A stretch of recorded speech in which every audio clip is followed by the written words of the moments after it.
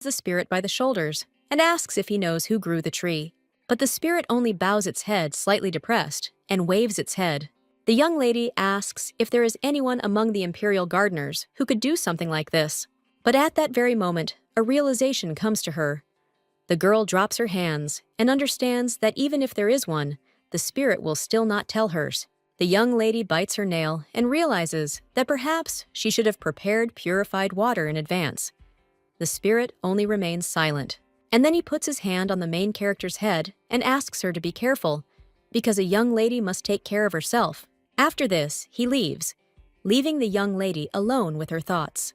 The main character tells the spirit as he leaves that the reason he is telling her this now is because he doesn't have much time left. After Shirabi is left alone, she touches a tree that seems to feel all her pain.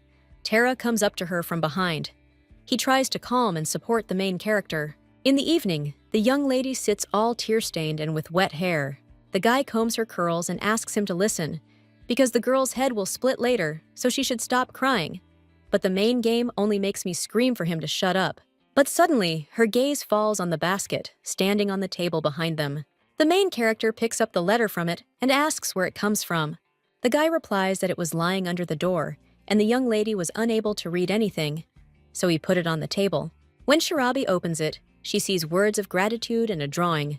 The young man asks if this is a reply letter from that little girl. The main character smiles and says that she thought the little girl couldn't even read properly, but apparently she was wrong. A young lady looks at a bottle of leaves and wonders if they are tea leaves. But suddenly, she feels terribly sleepy, so the girl decides that she will understand when she brews them. She leaves tea leaves on the table and realizes that she is terribly tired today. Tara tells her to at least finish drying her hair, but he can see that the young lady is truly tired. So the guy sighs and says nothing more. A little while later, he enters the main character's room and covers her up. The young lady opens her eyes and asks why he doesn't nag at her. The guy with purple hair says that some days you can do without it. Shirabi can't help but laugh at these words. The young man, realizing that she's laughing, blushes a little. He claims that anyway, the young lady has no work tomorrow, so she can get a good night's sleep. Then he turns to her, wishes her good night and sweet dreams. And a few hours later, the main character is already sitting in the emperor's garden next to a mug of tea. Shirabi was summoned to the imperial palace, where she met with the crown prince.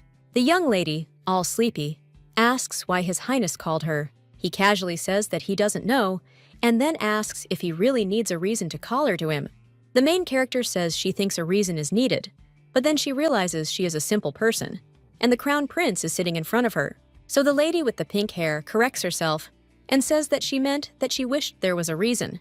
The ruby-haired guy crosses his legs and says that the girl doesn't know how to hide her emotions, but it doesn't matter because he likes her privacy. The crown prince says that now that he has seen her withering gaze, he can say that he called her for two reasons. The first one is about the preparations for the founding festival, because the young lady needs to decide on the concept, and he is interested in how much progress has been made in the last few days. But the young lady seems hurt by these words. The prince continues and says that since he spent a significant amount of money on this, he has the right to receive a report on the work done. The main character says that it is, but dragging a person out of bed is a bit much. The red-haired boy says that he is a busy man, and the one who received the money must adjust to the schedule of his employer.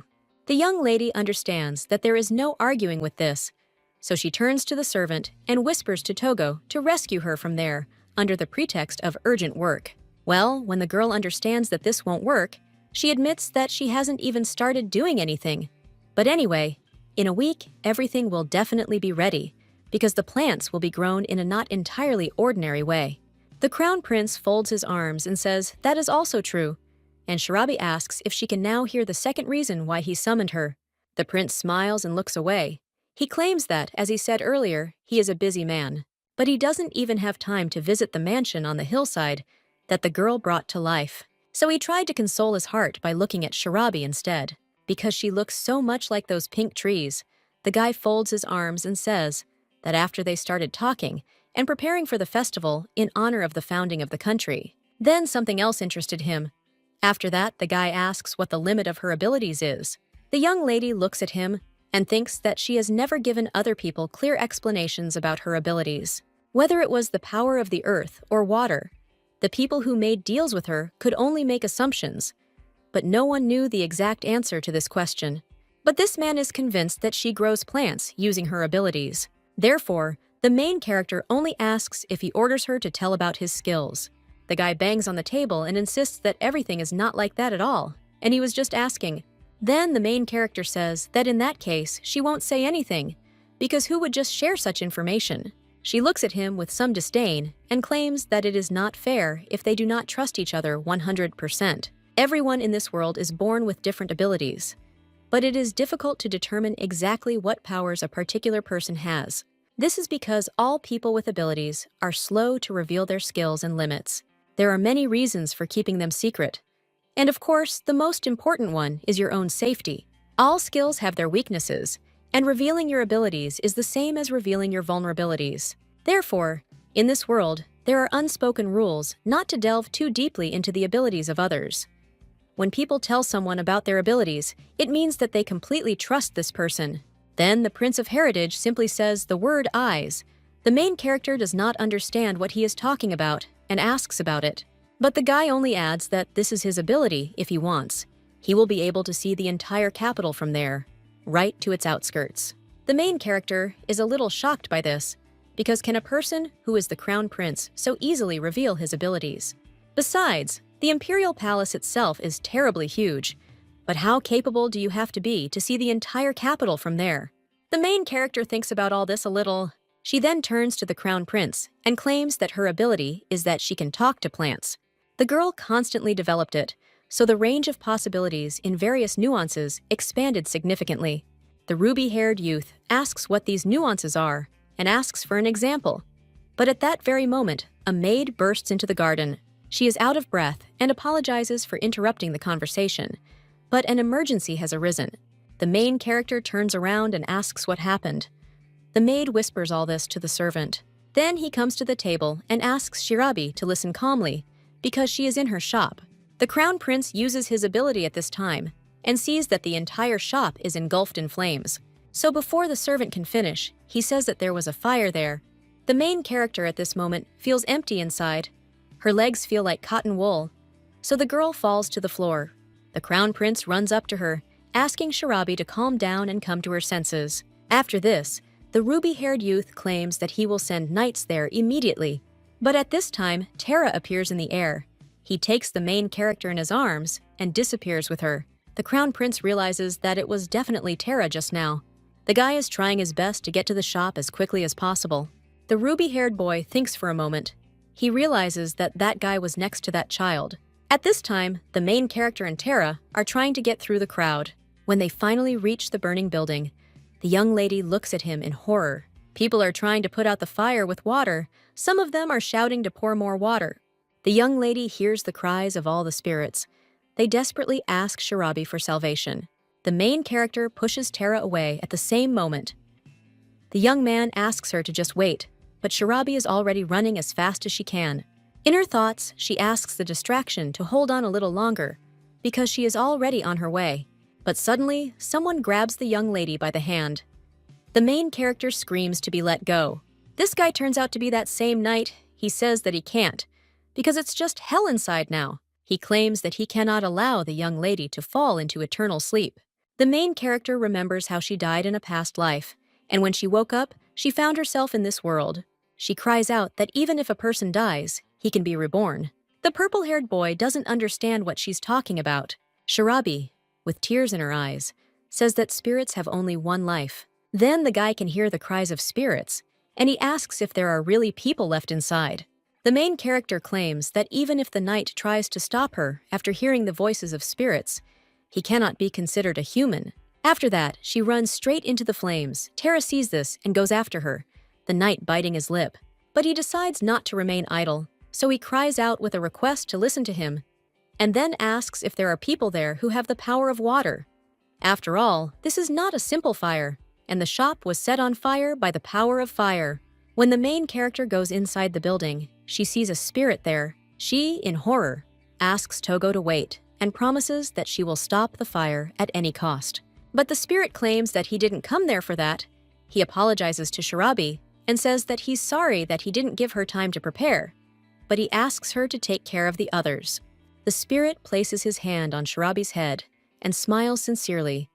He says that if a miracle ever happens, they will be together again. But he doesn't have time to finish this phrase before the fire burns his soul to the end. The main character is in despair. She screams out all sorts of things. After this, he collapses to the ground, trying to collect the remaining particles of spirit. But the spirit of the old tree immediately released all its remaining powers.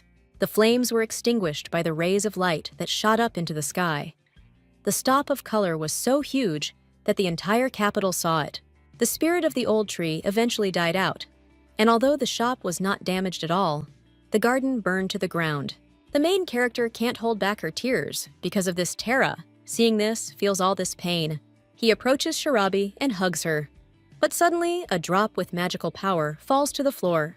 This power spreads throughout the garden, bringing life to all the plants. Then the knights run into the garden and ask where Sharabi is. And when the knight with purple hair sees her, he asks if she is okay. But in front of them, they see a beautiful picture of Tara and Sharabi, hugging, and a green garden around them. One of the people claims that he used to think that the girl gardener was an ordinary child who was characterized by impatience. But now that he has seen something like this, he wonders if she is the goddess of the forest herself. A few days later, the purple-haired boy claims that the one who started the fire was Sharabi. The young lady says that it looks like it, and she even guesses who could have done this.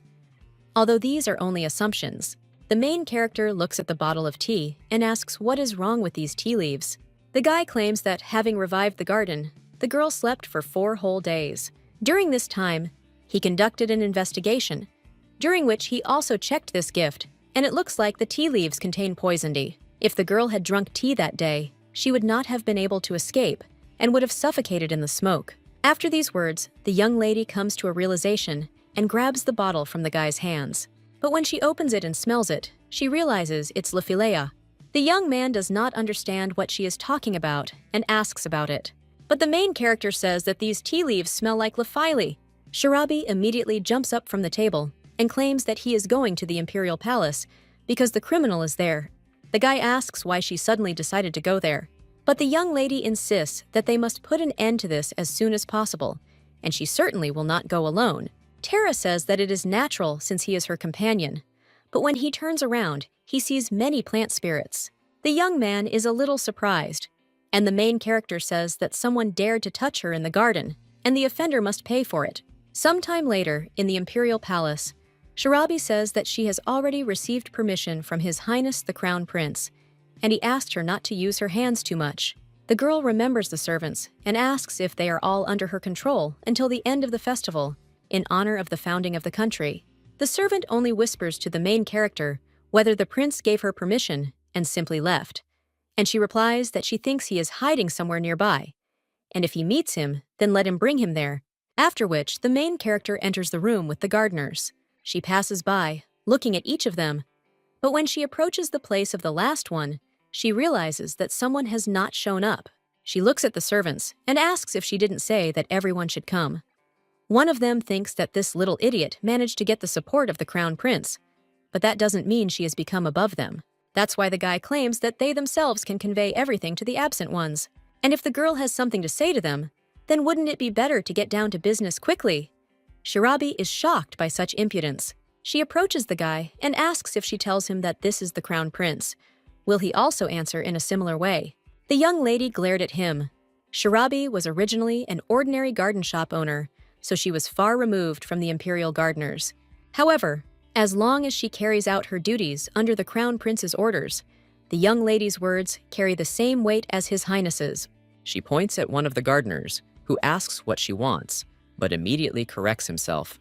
The main character orders him to immediately bring the missing person. A few seconds later, the fairies tell the young lady that they are coming, and that same man comes in, and even his smell still hasn't gone away. This smell is the smell of burning. At this moment, a lady with maroon hair enters the room. As Sharabi suspected, the missing man was a criminal. The main character says that she didn't even think that she could be caught, but her interlocutor pretends that she doesn't understand anything. Then the main character grabs her by the collar and asks if the girl really thinks she's such a pumped-up girl. She also asks what you were thinking when you looked at the garden engulfed in flames. The red-haired lady's eyes narrow slightly at such accusations, but she immediately plays dumb and claims that she doesn't understand what Shirabi is talking about. The main character asks if she doesn't understand. She lets the villainess go and says that in that case, she will explain everything to her. The girl uses her power, and plant spirits immediately appear in the air. The other gardeners are shocked by this, because those spirits appeared out of nowhere. The main character says that the girl with red hair gave the order to the little girl and got Le Filea, and then sent tea containing her paralytic poison to her house and set the garden on fire. Shirabi asks if it was nice to see those children suffering and screaming in pain. The lady with red hair asks what she is talking about. Doubts begin to creep into the minds of the other gardeners, and one of them asks if Susan really did it. But the girl says that this is not true, and she would never do that. But the fairy with green hair says that she saw her face that day. She woke up calmly in the morning, but the first thing she saw surprised her. After all, it was that same woman, and flames were coming from her hands. The fairy claims that such a lie will not work on her. The lady with red hair is shocked. She doesn't know what to answer to this. The main character just comes close to her and claims that this is a decision that all the plants of the capital have made, and not just her. From now on, no plant Susan tries to grow will follow her plans. Every plant, whenever it takes root, will be set against her. And even medicinal herbs will turn into poison if she decides to use them, for such is the verdict of the spirits. The lady with red hair is terrified. She falls to the ground, clutching her head. The main character looks at her like she's a nobody, and then turns to the other gardeners. She says that if anyone else is unhappy with her work, she wants them to come forward and say it to her face, but no one is going to do that. Then the young lady smiles and says that if there are none, then they can now begin discussing the festival in honor of the founding of the capital. After all this, the main character feels very tired, so she lies down on the bed. The girl thinks that even though the bed is soft, it still feels like it's not hers. Several days had already passed since that incident, and the imperial gardener, who had been declared a criminal to the end, denied his involvement in the fire. But a little while later, when she was eating a salad, she suddenly felt very ill. Therefore, the girl immediately rushed to the bushes located nearby. She was horrified by the realization that Shirabi's words could be true, but when she looked at her hand, she saw that the plants underneath it had turned black. The girl immediately jumped back in horror. Then she was convinced of the curse of the spirits. Susan immediately pestered Shirabi with significant monetary compensation. The lady with pink hair understands that she has accepted this money, but even if she begs her on her knees, the decision is still made by the spirits. In addition, the villainess took the life of the spirit of the old tree and Lefili, so the young lady just turns around and wonders if this is her concern. But it will be a great experience anyway. The young lady tosses and turns on her bed and thinks that even though this situation arose because of the renovation of her shop, in the end, she got a chance to stay for a while at the imperial palace. But then something else catches Shirabi's eye. The girl immediately gets up from the bed and heads to the window. After this, she rubs her eyes and looks at the garden. Then the girl goes down into it. She thinks that she definitely felt a strange energy there, so the young lady wonders if it was a spirit. At this time, several spirits fly up to the main character and ask if the girl has come to take care of them. But Shirabi says that she too doesn't live by work alone. Then the young lady turns around and continues her search. One of the trees asks her if she's looking for something, and then asks if she wants to climb it and look down on it. The main character realizes that maybe this is what she should do, after which she climbs that tree. But when the young lady reaches the top, her dress gets caught on a branch. This causes the young lady to lose her balance and fall backwards. She is scared that she is about to fall, so she closes her eyes. But when she opens them, she sees that she is in the hands of a knight. The guy asks if she's okay. "Oh!" The main character looks at him, not understanding what is happening. But then he realizes that it will open and claims that he is completely fine. She jumps out of his arms and brushes the dust off her dress. The purple-haired boy looks at her and remembers all the events that happened in the garden. He asks if Shirabi is better, and the main character asks what he is talking about. He also replies that he is talking about the incident with the garden, and her shop was also badly damaged by the fire. The main character says that, fortunately, the fire did not penetrate the interior of the store, and she has already started repairs using the compensation she received. But then she frowns a little and says that thanks to His Highness's generosity, She was able to stay for a while at the imperial palace. She remembers how the ruby-haired boy said that until the store was renovated, Shirabi didn't know where to stay. He turned to Glem and told him to order everything to be prepared, and the servant obeyed his master. The young lady asked him what he was talking about and whether he would like to hear her opinion on the matter. But His Highness only asked whether it should concern him. The lady with pink hair was shocked by such words. They even left her in a stupor. But then the main character gets furious and screams that even if the imperial family lives happily, to some extent not listening to anyone's opinion, one cannot be so deaf. The main character is almost seething with anger when she remembers these events. But she sighs and tells the knight that in any case, everything is fine now. She claims that the birth and disappearance of spirits is a kind of providence of nature. The knight asks if she means that when a tree dies, it is like the death of a person. The young lady sees a fairy on his shoulders and says that she thinks that's exactly what it is. But maybe such an incident is even more serious than people leaving life. The guy gets down on one knee and takes the main character's hand in his. He tells Shirabi with a smile on his face that he is still waiting. He claims that he is talking about the answer regarding the festival. But a moment later, he rises and says he is glad to see that the young lady is all right, and then bids her farewell and leaves. The fairies surround the main character. They ask if this is the person Shirabi likes, and also if he is her lover. The young lady screams that everything is wrong, and then she turns around and says that she must find what she was looking for. One of the fairies asks what the girl is looking for, and answers the main character that she felt a strange energy, and it seems to belong to a spirit.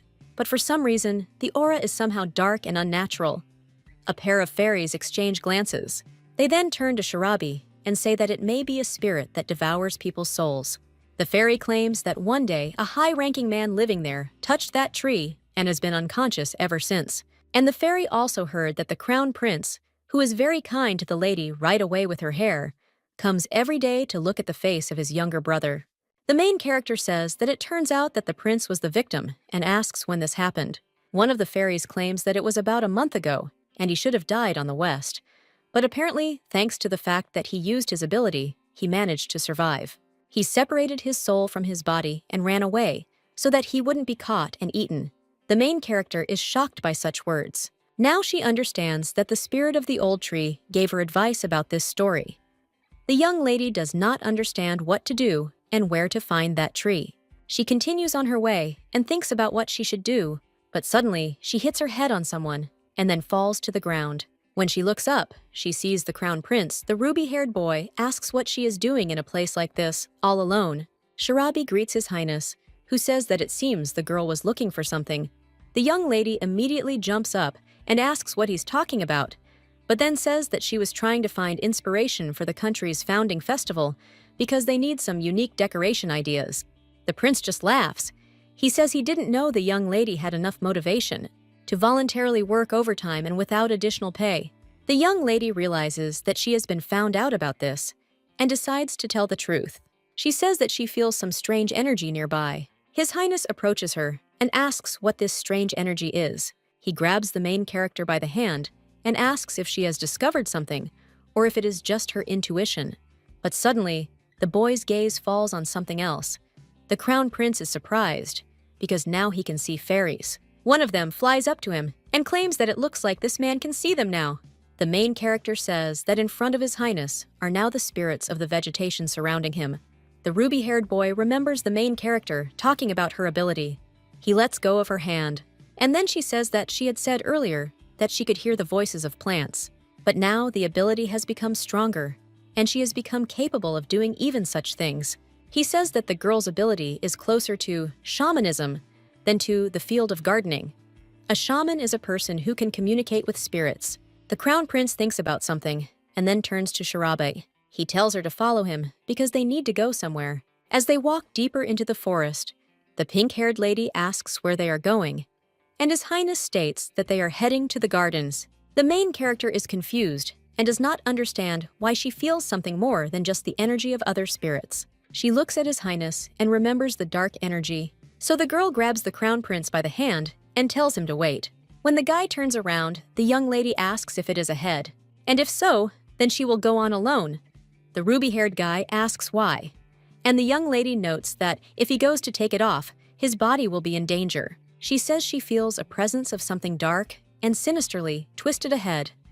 But if it is a spirit, she will be able to study its state. His Highness stops. He thinks whether he should do this.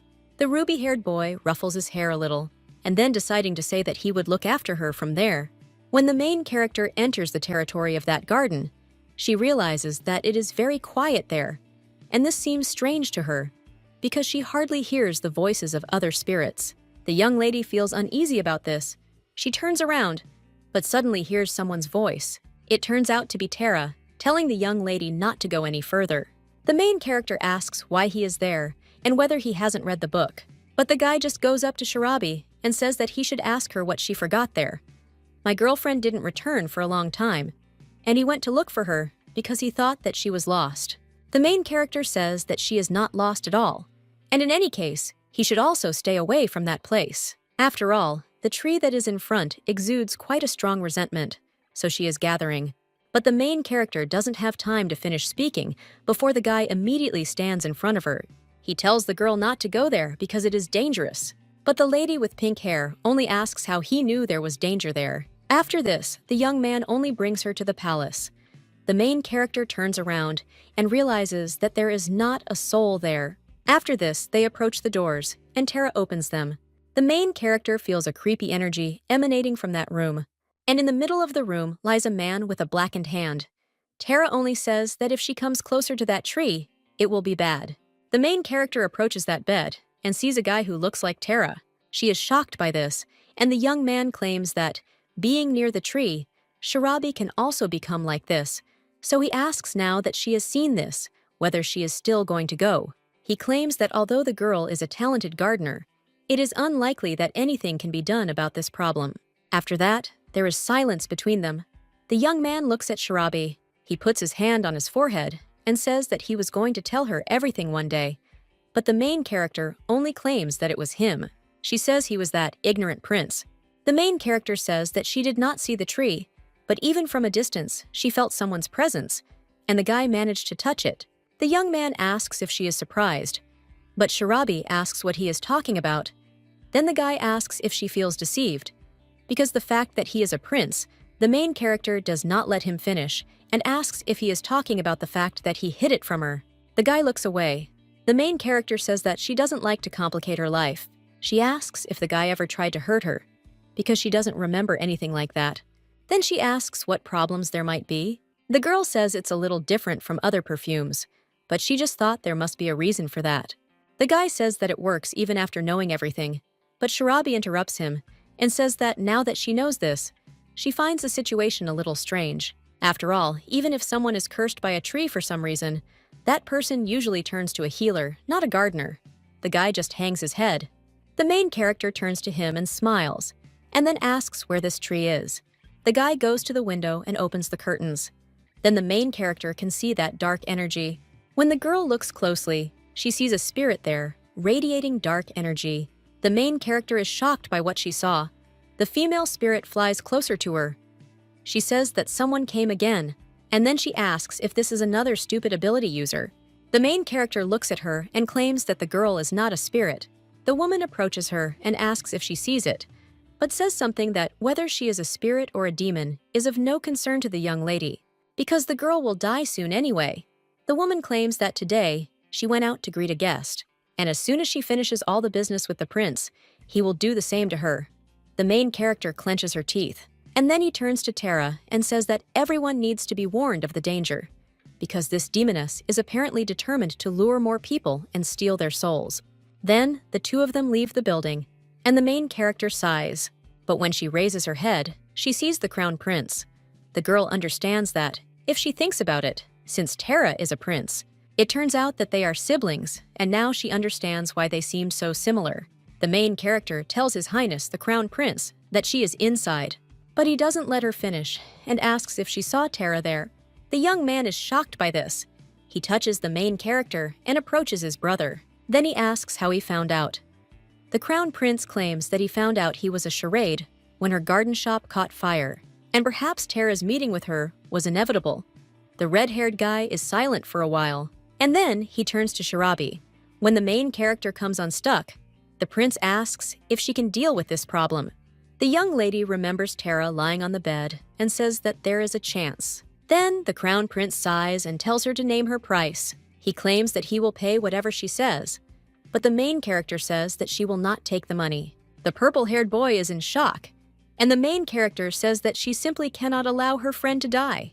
And even if His Highness ordered her to take on this matter, she would have done it anyway. The lady with pink hair says with a smile on her face that she doesn't need anything.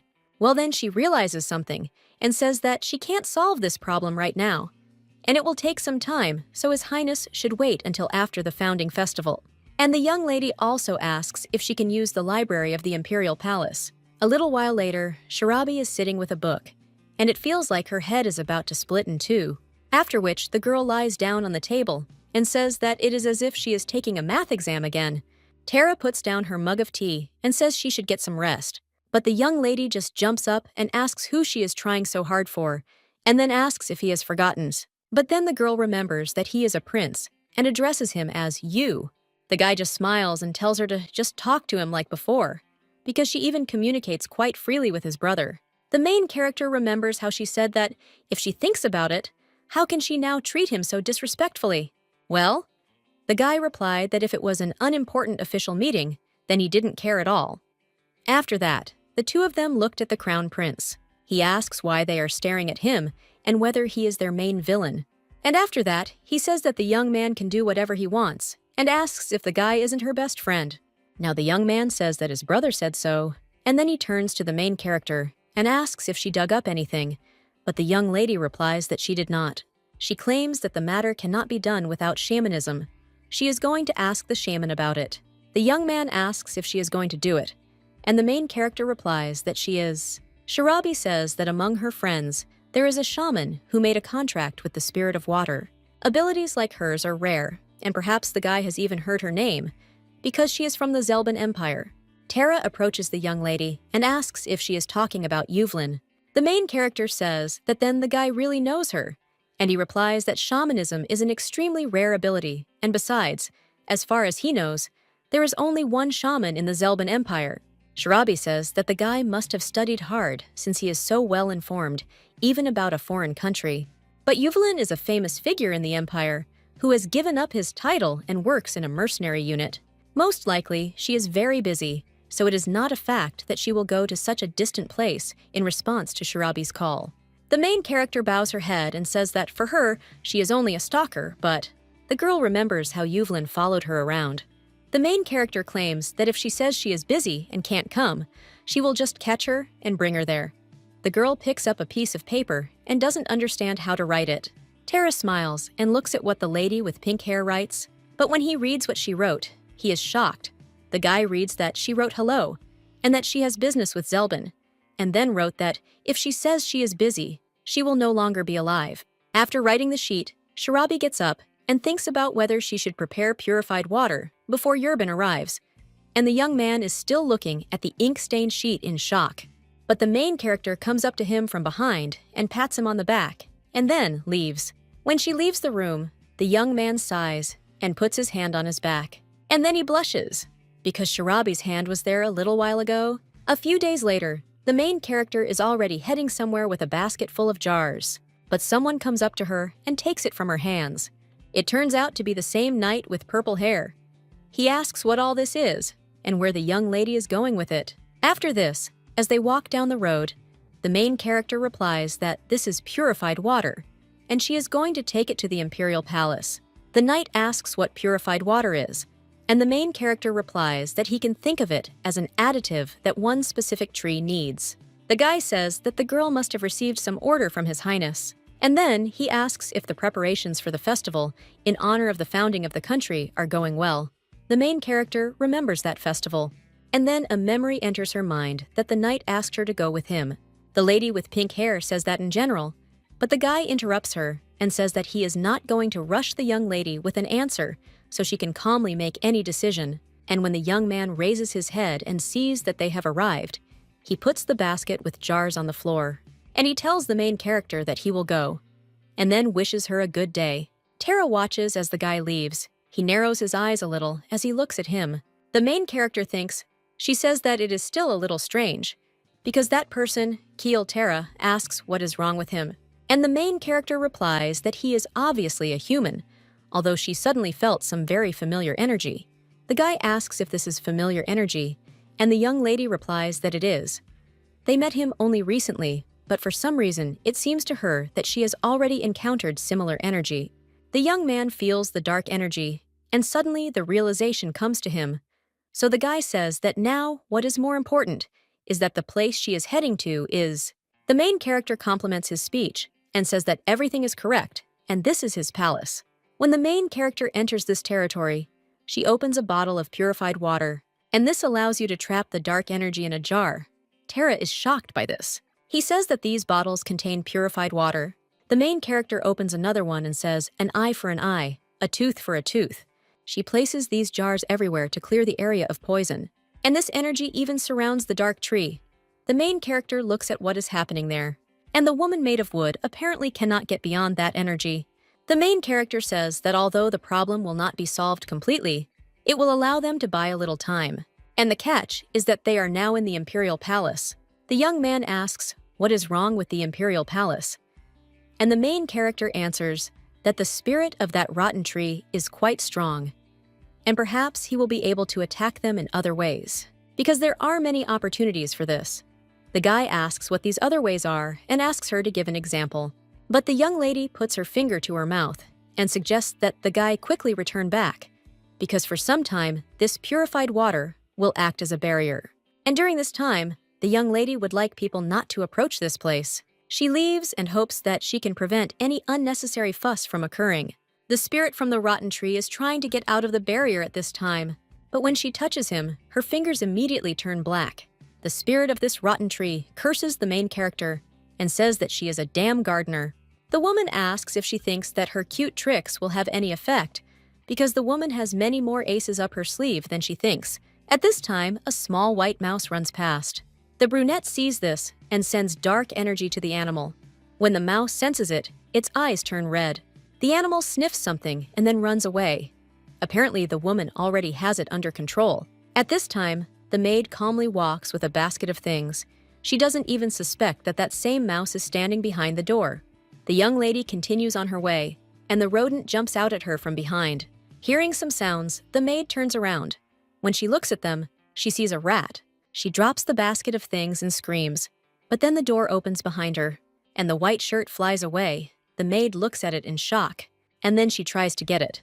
But no matter how hard she tries, she can't. So a little while later, she comes out with a lamp. The girl wanders around the garden, and you wonder what the hell is going on. The young lady thinks how unlucky she is, but then she sees a shirt lying in the grass. But when he tries to lift it, he sees a bottle with dark energy. The girl picks it up and wonders what it is, and where that bottle could have come from. At this time, the same rat is watching her, and a moment later, it jumps on the girl. The maid is very scared of the rodent, so she takes the bottle out of her hands, and it breaks into pieces. The rat runs away, and the maid's dress is all stained with dark energy. After this, the same woman from the rotten tree comes out to her. The maid is very scared by this and screams. Already in the morning, while the main character is peacefully sleeping, one of the knights knocks on her door and shouts to Shirabi to open the door. The main character is already going down the stairs and asking what time it is, and who the hell can be breaking in so early in the morning. After so much time, she finally returned home and is going to get a good night's sleep. The girl comes to the door and says that she is busy preparing for the festival in honor of the founding of the country. She opens the door and says that she will not be taking regular orders for a while, but a spear is immediately pointed at her throat.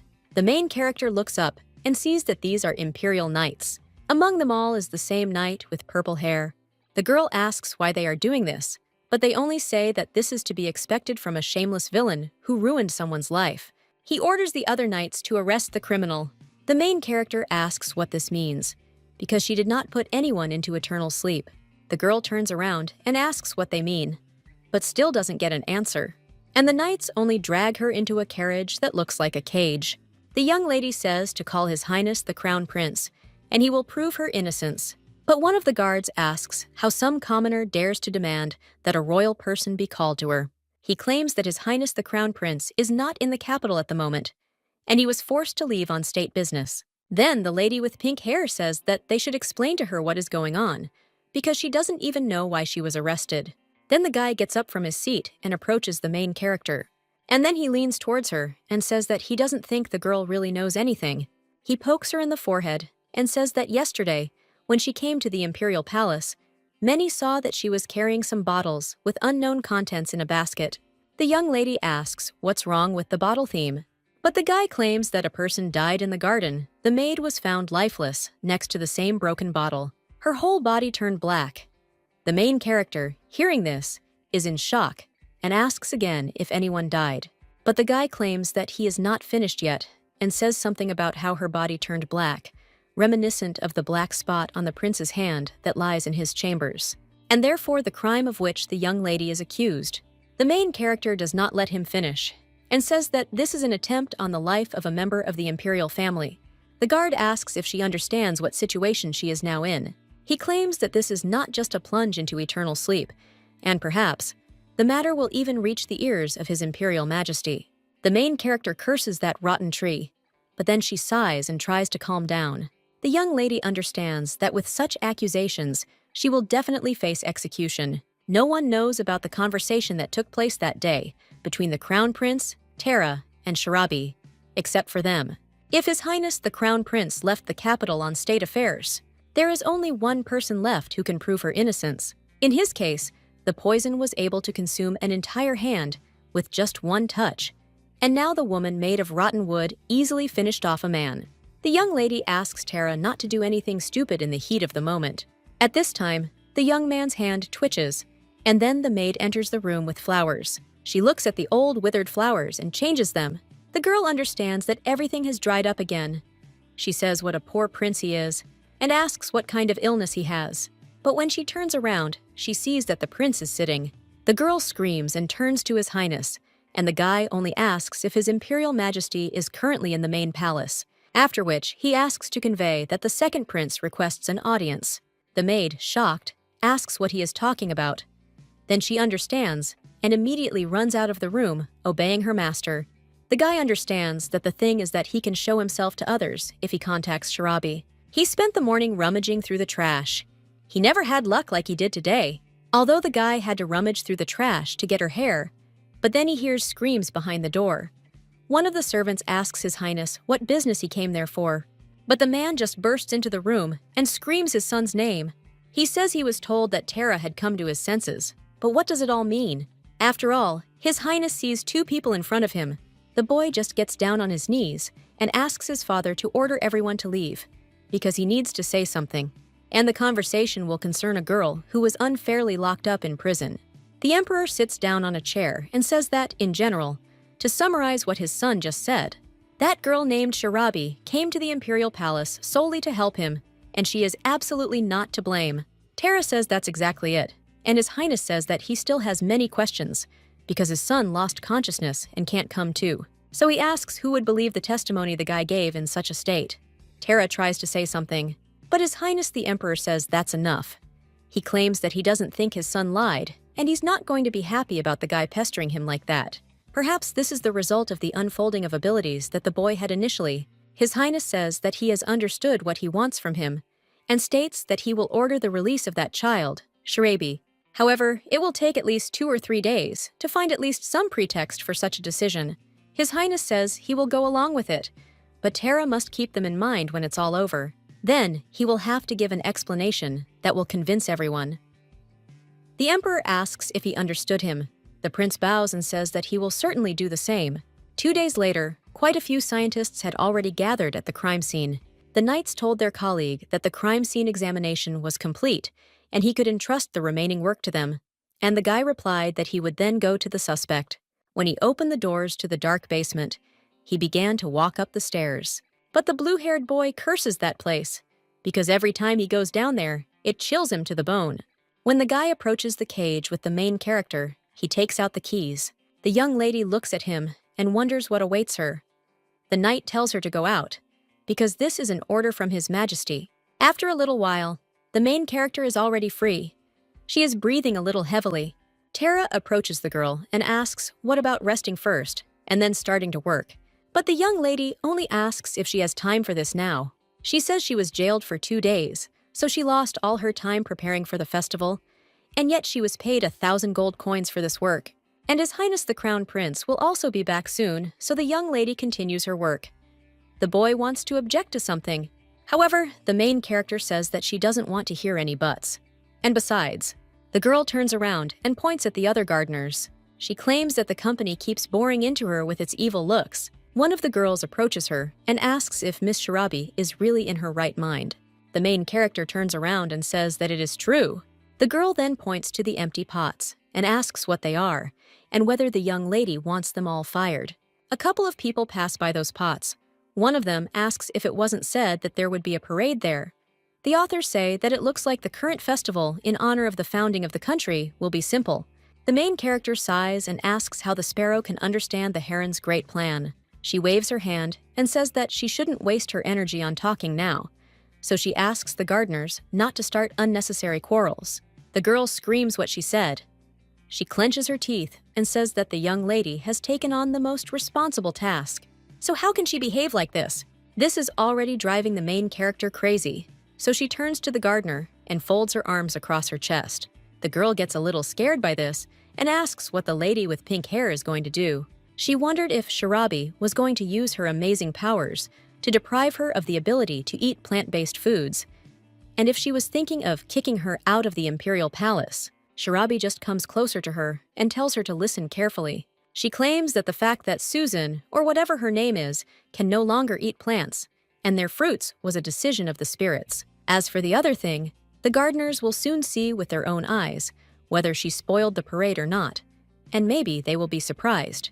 But she does her job properly, so the girl should not meddle in something that is not her business and should properly do what she is assigned to do. Suddenly, someone cries out asking for forgiveness, but claims to be in a hurry. The guy, all covered in plowed clothes, asks if there are 10 white oak saplings there. The main character says that, as you probably know, it is an expensive pleasure now, but he only asks how much the purchase will cost. Shirabi replies that 1 sapling will cost a gold coin, after which they make a deal. The main character counts the coins, and Tara says that the girl is really very busy and asks what kind of customer this is today. The young lady thinks that the news of her using her powers in the fire incident that happened earlier has been widely publicized, and on the eve of the festival, even though she named a high price, today alone more than 20 orders have already been received. The guy asks if she's going to do nothing but trade while preparing for the festival, but the main character just waves her hand and says that we also need to prepare a plan to fight the spirit. She sighs and says that she has a ton of work to do, and she doesn't even know how she'll manage to do it all. Some time ago, the Crown Prince summoned the female lead. He asked if there was still no progress in the preparations for the festival. The girl just smiles a little puzzled, because she has nothing to answer, and the guy stands up at the table and says that even though the young lady is Tara's friend, he can't trust her just because of that. The main character says that this is how the conversation with the employer went, who gave her a dressing down for nothing. But suddenly, Shirabi starts coughing, and the purple-haired boy asks if she's okay. But the main character tells him that everything is fine. Then one of the gardeners comes up to them and tells Miss Shirabi that they have finished all the preparations as she requested. They placed pots with sprouts along the entire street. Now the young lady understands that the last touch remains, so she decides to put in some strength. The girl uses her ability. She calls the plants to hear her voice and grows. The young lady tells them to open their buds for those who are waiting for it, and to decorate this holiday with the shine of gold. The main character continues this ritual, and the entire street is covered with flowers. Gardeners are shocked by this and are simply speechless. People are also surprised because the flowers blossomed in the blink of an eye. But Tara is worried about Shirabi. He asks if she used up too much power. However, the main character only descends to the floor. She puts her power into one stream, and a moment later, people at the festival can see something that looks like fireworks. After this, flowers start falling all over the area. Even the gardeners are shocked by this. The main character breathes heavily and says that she did as she should have. The young lady feels a little unwell and continues to say that she did her job properly. But then she collapses to the floor because she has used up too much strength. The purple-haired boy walks towards Shirabi and screams her name. He places her head on his lap, and then he puts his hand on her forehead. After which the guy removes his hand and says in horror that the girl is all on fire. And if you think about it, she hasn't given her answer about the festival yet. The main character's eyes are swimming, and one of the knights screams that the parade is about to begin. Tara looks at the young lady with concern and tells her not to worry. He brushes her hair away and claims that he will take her to her room, so he asks her not to overexert herself and to get some good rest. That same evening, sitting by the window, they watch the fireworks together. Tara seems very happy because he can finally spend time with Shirabi. The main character also smiles sincerely and asks him how he likes the trees. The guy claims that it is very beautiful, so much so that he wants to remember this moment forever. One of the leaves falls into his hand, and the young man says that one day the festival will end and the flowers and trees will wither. He asks if Shirabi is not sad, but the young lady says that it is not like that at all. She looks out the window and says that she is glad that the spirits are happy. The young man looks at the main character and addresses her, after which he puts his hand on her shoulder and pulls the girl closer to him. Then he leans towards her, and the main character realizes what is happening. She looks at the guy and thinks that this atmosphere is a little strange, and the young man just leans towards her and kisses her forehead. This leaves the young lady in complete shock.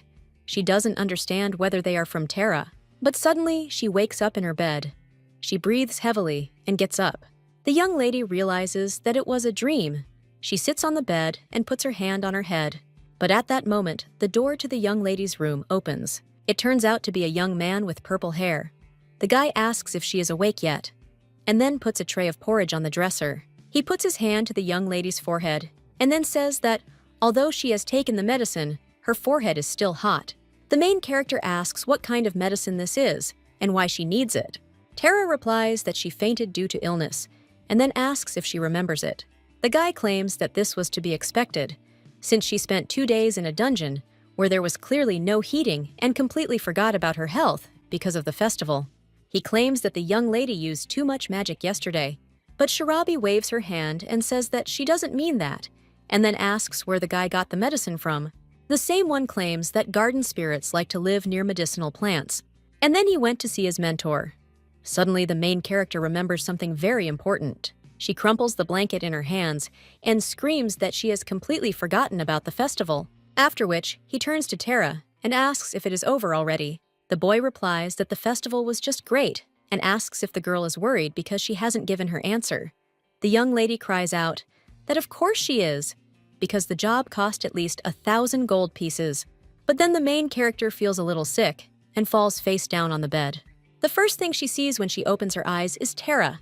He turns to Shirabi and asks if she's okay. He holds the young lady so that she does not fall on the bed and claims that she should stay in bed a little longer. The main character remembers her dreams. So she turns to the guy and asks if he is worried about her. The young man first asks what she is talking about, and then, blushing a little, he says that of course it is so. Well, suddenly, they hear someone's voice when the main character looks out the window. Then he sees his friend there. She says that she seems to have disturbed the guys. Shirabi asks if it is Yovlin, but the girl only turns back to the window and asks for forgiveness, and then tells them to continue, and she, perhaps, will go outside. These words make the main characters instantly turn red as tomatoes, and then they move away from each other a little in embarrassment. A little while later, the main character heads to the garden. Yevlin removes his hood, and now the young lady can see her face. The shamanka says that they haven't seen Shirabi for a long time, but the main character only asks her friend if she has dyed her hair again, and then adds that it is too provocative. The girl gets a little angry from these words. She says, "What about Shirabi?" Because it seems like she never dyed hers. But she only asks the main character if her friend's hair will fall out from dyeing it so often. Yevlin just smiles and says that the main thing in this matter is good care. The girl claims that they cannot be compared to those that were before, and asks if Shirabi wants to touch them. After all this, the lady with golden hair asks who the guy standing next to Shirabi is, because he doesn't look like an ordinary spirit. The main character looks at her companion and remembers that he is a prince, but she tries to come up with an excuse and says that it is some kind of spirit, and this guy helps fight against amnesia. The lady with golden hair asks if it is true. Yeah, the main character says yes. There are such people. Then Yuvlin sits down on the table and asks if the girl can explain why she called her so urgently, because after the breakup, they barely even kept in touch. Tara approaches the main character and asks if the girl is more than just a friend, because she acts as if they have known each other for a long time. The lady immediately, and with her hair, says that this is indeed the case. But 5 years ago, when the girl was a little younger, she tried her best not to make a sound and hid from several people. A little while later, she came out of her hiding place and checked to see if those who were chasing her had left. The young lady was only 14 years old at the time. The little girl says that this is too much, because not only does she run away all the time, but she is also always covered in dirt. This was several months after Shirabi separated from her parents. Their home was unexpectedly raided by creditors. But when the family fled, the little girl got lost and was stuck there alone. Suddenly, someone came up to her from behind and asked if the girl was a thief. When the main character turned around, she saw a lady with black hair there. Shirabi had often met them in her world, but this was the first time she saw them here. The little girl says that she is not a thief at all, but the young lady asks why the girl is on the run then. Well, then she sighs and says that she will believe it, but then asks why they are persecuting her then. The girl says that her parents, but then falls silent and thinks why she should tell that girl the truth, because she looked very suspicious. The young lady was already calculating how much she would be paid for the girl, so the little girl thought that the girl could be one of the mercenaries of those creditors. So the girl with pink hair asks if, before asking questions to strangers, you shouldn't first introduce yourself. The brunette says that it is true and apologizes. She pokes the baby in the cheek and says that she is so cute. Yeah, she says it so strictly. The young lady says it seems to be getting too noisy there and claims that an interesting situation is brewing. After which the girl says that her name is Han Sujin, but then remembers that it is difficult for the locals to pronounce such a word. The main character is shocked by this. She doesn't understand whether she's imagining it or not. But the brunette only says with a smile on her face to call her Yuvlin, and then asks why the little girl is so surprised. And the main character remembers this name. She asks her to repeat her name, but the brunette just leans over to her and says that if it's really difficult, then the little one shouldn't strain herself, because she said that they could just call her Yuvlin. Well, the girl can't believe it, because in the last 14 years, nothing like this has happened, and this name is definitely out of this world. That's why the main character claims that her name is Lee Ji-hyun. The brunette is a little shocked by what she heard, and the lady with pink hair only adds that she can call her Shirabi, and now she thinks that she can ignore her previous words. Han Sujin, whose middle name is Yuvlin, like the main character, remembered her past life. In it, she was on Earth, in South Korea. She lived there as a 20-year-old girl, but the last thing she remembers is drinking with friends. And then, for an unknown reason, she died. Be that as it may, meeting Yuvlin became a salvation for the lady with pink hair. She talked to her while chewing bread. The little girl said that this is how her friend died while drinking beer, and the brunette answered that she was always just awful when she was drunk. Well, then she asks what about her? And the main character claims that when she was walking from a math exam, a child ran out of some building and pushed her hard. The lady with black hair just laughs and says that it looks like the girl is not very attentive. Natalie just screams who is talking. The brunette gets up and says that when you want to be reborn, then fate is usually kind to you, and it is unlikely that Shirabi's destiny is to be caught by creditors. Yuvlin claims that she thought her hair color was left over from her past life. The main character just sighs and says that this is just the way her hair is. But then he turns to the girl and says that since there is such a connection between them, maybe she will take her in, and then asks where she lives. The brunette says that she can take her in. So, albeit briefly, but thanks to her, the main character found a home. True, this shelter had a small drawback. Being the headquarters of the mercenary troops of the Empire, Yuvlin opened the door and shouted to her father to see who she had brought, and then cried out that they had a guest. Now the main character remembers this. It's as if she's in another world. Tara waves her hand in front of her face, and then claims that Shirabi is certainly telling a good story, but it seems like she's too lost in her dreams. The lady with golden hair says that her friend is always like this, and it was at that time that she decided to create a garden. At 14, she was even proposed to, and I think the guy's name was Matthew. Tara screams in shock. Was this a proposal? Because the girl was only 14, Yuvlin Jane can't help but laugh at this. But then she tells Shirabi that since he called her, let her tell him what the matter is, because smart people don't have that much free time. The main character says that she knows, but it is an urgent matter, and in general, the main character pulls a young man with purple hair to her and says that he is a spirit and this is only an astral shell, but his body is also alive somewhere. The lady with golden hair asks what she is talking about and then starts looking in different directions, asking where the spirit is. But the main character only takes her hair off him, and the guy immediately disappears. The lady with golden hair asks in horror if this spirit is serious, and the main character says that she thinks that he simply lost his living body, and for some reason he cannot return to it. The girl grabs her friend by the hands and says that this is why she needs her help. But when they come to that very forest, the lady with golden hair says that it is very far away, and she does not feel anything. Then the main character says that she knew it, but the girl says that, however harmful the spirit may be, in the end, it is impossible to harm it while at such a distance. So if Shirabi was right, then something very serious is going on.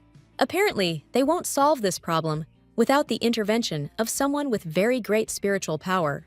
Then the lady with pink hair asks if this situation can be resolved at all. Yevlina replies that she thinks so. Then Shirabi and Tara smile. But the golden-haired lady interrupts them and says that this is not an easy task. Because she heard that the girl fought with that spirit, the main character says that the woman wanted to harm the person and she had to stop her. But Shirabi doesn't understand what it's all about. Then the young lady asks if her friend thought about why the spirit of this rotting tree wanted to harm people so much. The main character is a little surprised and asks why the spirit of the rotten tree would harm people, and Yuvlin answers that it is in order to get what he deeply desires. The lady with pink hair asks what the spirit living in that tree wished for. Yuvlin replies that spirits born from someone's magic tend to think like people, and the spirits that live in Shirabi's shop are similar to her in character, and they probably even think like her. This is how they differ from the true spirits of nature. Then the main character asks what's wrong with that, and the lady with golden hair answers that only spirits created by someone can desire something. People like them can cause complete chaos if they listen to this desire. And there is a high probability that in order to dispel the spell on her friend, she must give this rebellious spirit what he wants so much. Shirabi says that if that's the case, she has to talk to her. She sighs and says that in any case, there is no other way except to go to the palace. But Juvlin says there is another small but real problem. The main character looks at her questioningly and asks what it is.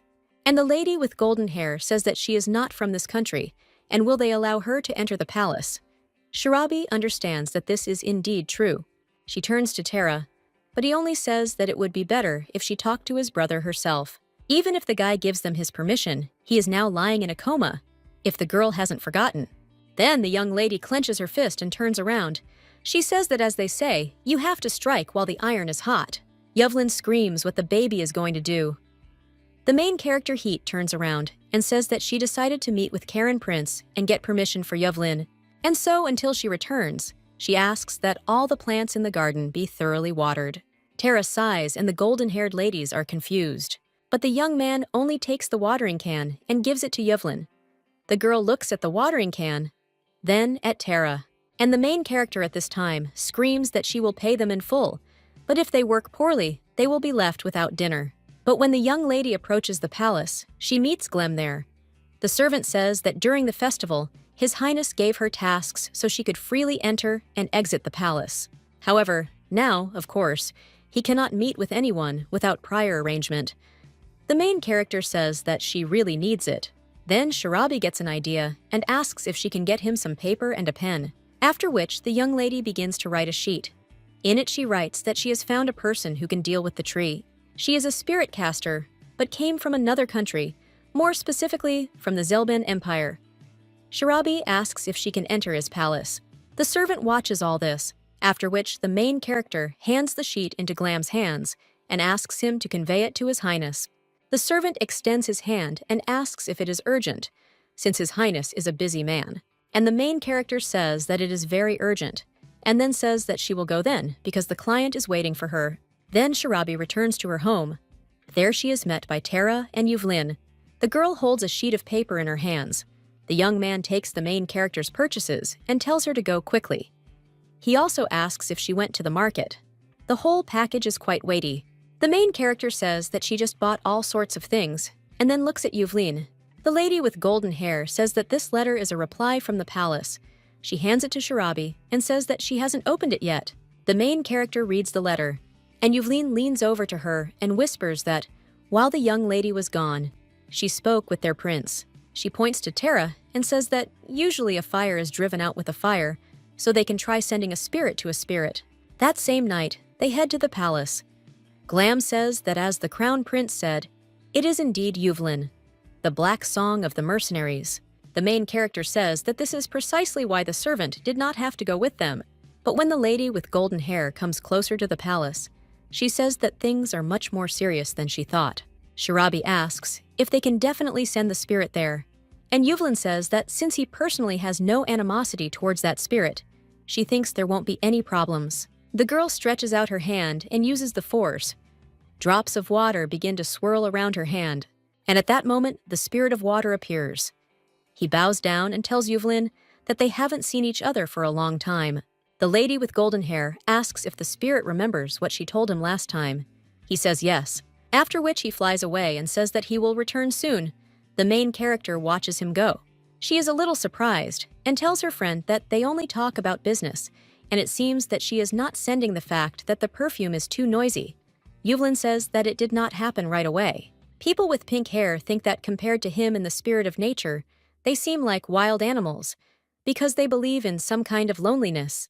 Every time they wake up Shirabi early in the morning, screaming at the top of their lungs. However, the main character thinks that sometimes she also wants to be alone. But suddenly, they notice a dark energy coming from the forest. And then the spirit of water comes back. The lady with golden hair says that it looks like Togo was just thrown out, and then asks if he got an answer. The spirit says that he, of course, found out what she wants. He looks at the main character, and she asks what this spirit said. The spirit thinks that this is an absolutely insane demand, but maybe these girls will cope. Therefore, the spirit of water says that what she so desires to be called the love of the creator is a feeling that is shared by the magician and the spirit he created. The brunette claimed that this is what she wants so much, that she is ready to die. The main character puts her hand to her forehead and says how selfish she is. Yuvlin asks if there is such a guy who will share this feeling with her. Yeah, the lady with pink hair says that this is the problem. She asks, what if her creator has already died, and she will really need to find a necromancer? And so all this rot consumed the tree because its owner did not give it enough love. Shirabi says that, as she thought, she will still have to go to Terra's room and see this spirit. Glam just nods and says that they already have permission, so they can do whatever they deem necessary. Shirabi resolutely steps forward. She understands that she must convince that spirit. After this, she enters the room with Terra's body and opens the curtains. When the young lady goes out onto the balcony, she sees that same woman sitting on a tree. She sighs and turns to her. The brunette is shocked and immediately approaches Shirabi. And then he asks what's going on, and also whether she wanted to die by her hand. But the lady with pink hair only says that she found out what the spirit wants, and then claims that she can try to find this person. Well, maybe the woman will give her at least some information, but the spirit of the rotten tree only screams at her not to laugh at her. And then he asks if the girl wants to destroy her so much that she will go looking for a man about whom she knows absolutely nothing. She looks at the lying prince and says that if she dies, her friend will wake up. Shirabi says that she is right, even too right, because she doesn't care what to do with the woman, cleanse her or finish her off so that Terra can live on. However, to be honest, she always has the opportunity to destroy a woman against her will. Few people know about forced extermination, except perhaps those people who are connected to the spirit world. A person who wants to destroy a certain spirit will be able to do so by spending half of his strength. It is believed that this part of his magic will be lost forever, and he will be weakened by half, although there is a chance that the power will return. However, until now, all attempts to find a way to restore them have burst like soap bubbles. Therefore, most spirit conjurers do not even think about performing this ritual of extermination and think about it only in extreme cases, when it comes to the question of life and death. So the young lady asks if she wants this spirit of rotten wood, because if so, then there is only one option that will suit everyone, because the spirit is sick. The woman clenches her fists hearing this. Shirabi says that she doesn't know why she wants to feel love like the one her creator could give her, but she wants to find out. The brunette asks if she really wants it, and the main character nods. Then the woman extends her hand to her Tara, and Juvelin are excited about their friend. But the woman with black hair only envelops her in dark energy and says that she will tell her about it. And if the girl really wants to end everything in a way that would be better for both of them, then let him follow her. The main character is enveloped in this dark energy, and after a little while, everything goes dark before her eyes. After this, the young lady wakes up on the balcony of that very palace. She realizes that it seems she did not die, and then she hears sounds from behind.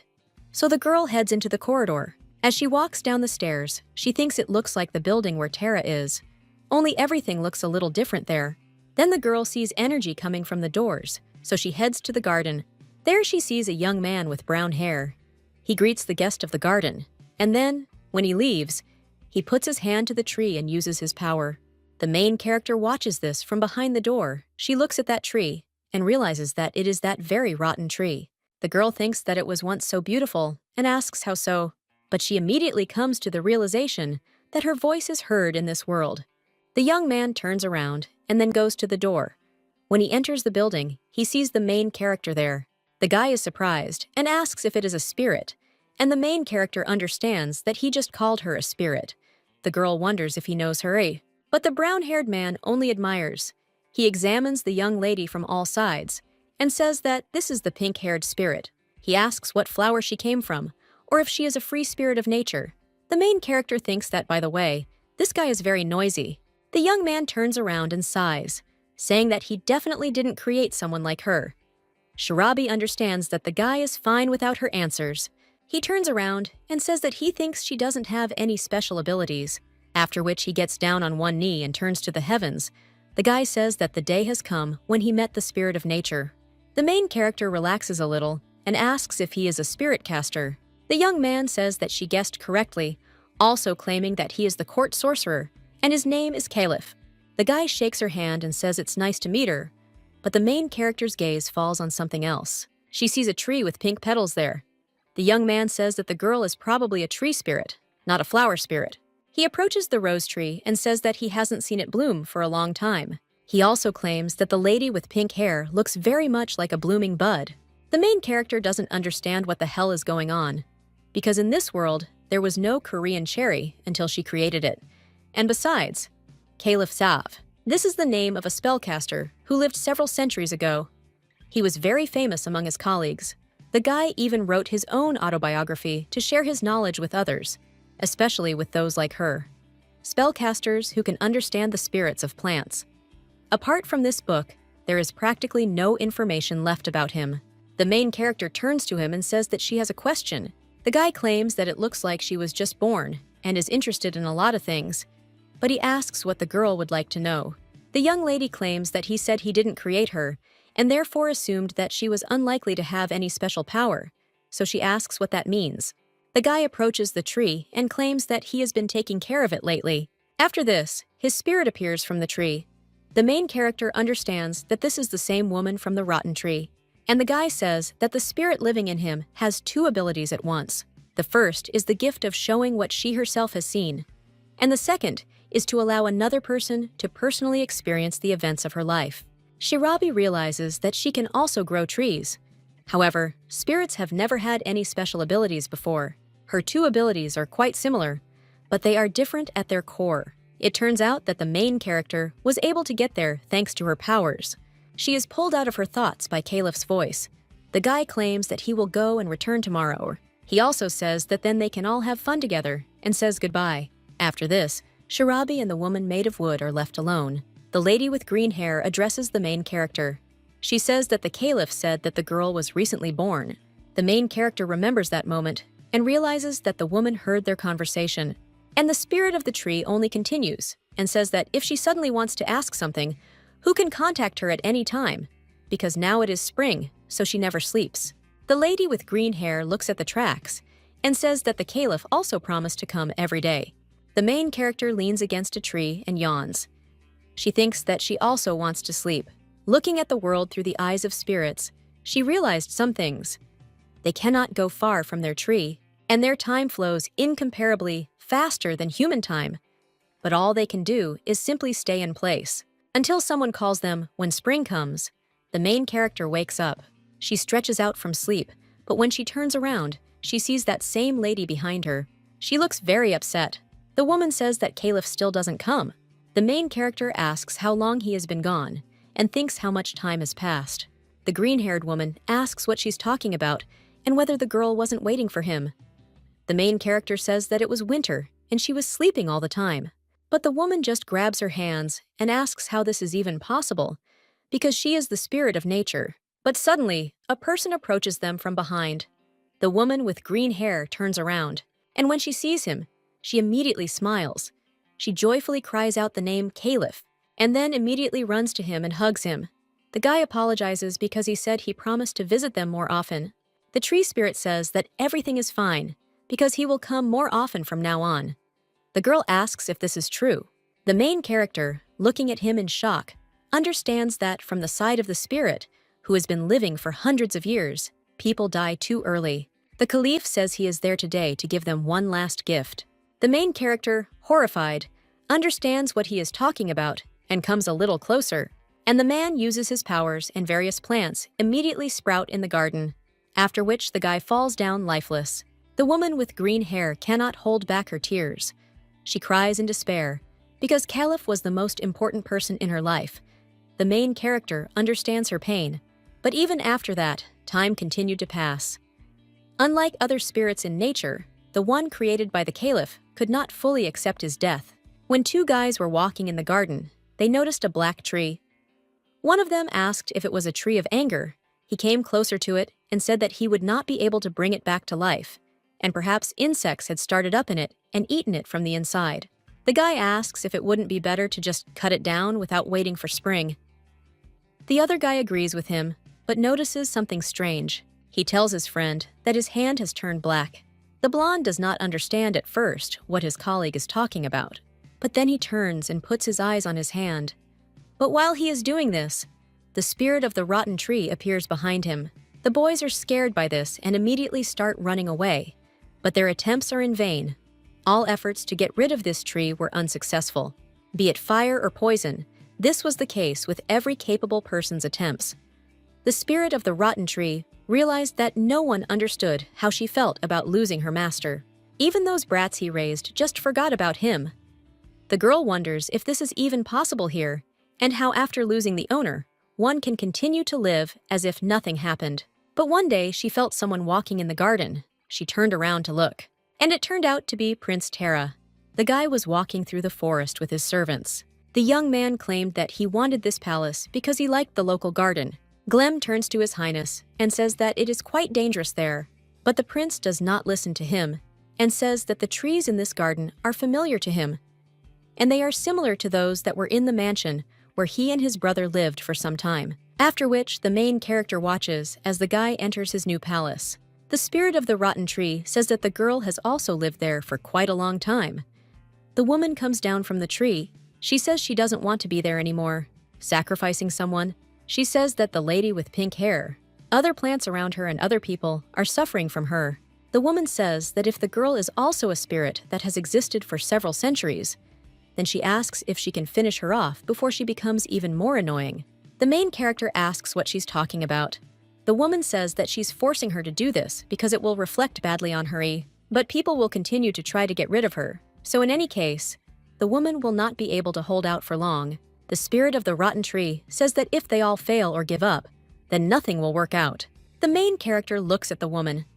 Now she understands why she failed to commit suicide. After all, this is all because Terra is not one of those who will thoughtlessly cut down a tree just because it is ugly. The boy kept growing, but this spirit's wish for death was not fulfilled, and her time was wasted. The main character, watching the guy, says that he has grown a lot, and the brunette says that the girl will soon die.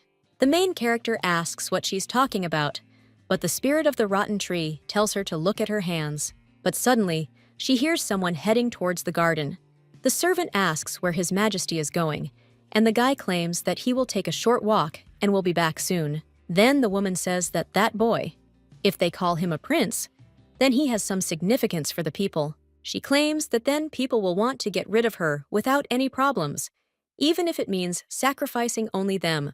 The woman says that it seems that the girl also has little time left, and instead of being left alone, even without a relative ready to finish you off, she will. It would be better to take his soul now and leave. So the woman immediately heads to their rotten tree. She emits a little dark energy.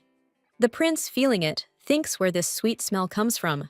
The lady with pink hair shouts at him to stop and cries out that she can really touch his soul so easily. But the woman says that no matter what, people must face danger, and the young man has always been on guard, so it is best to finish him off now. The woman is already directing her forces at him, but the main character stands between them, which causes her to be wounded by these dark forces. The woman is shocked by this, and Shirabi only turns to the prince and sees that Togo's hand has already turned black. She immediately shakes him and screams for Terra to come to his senses.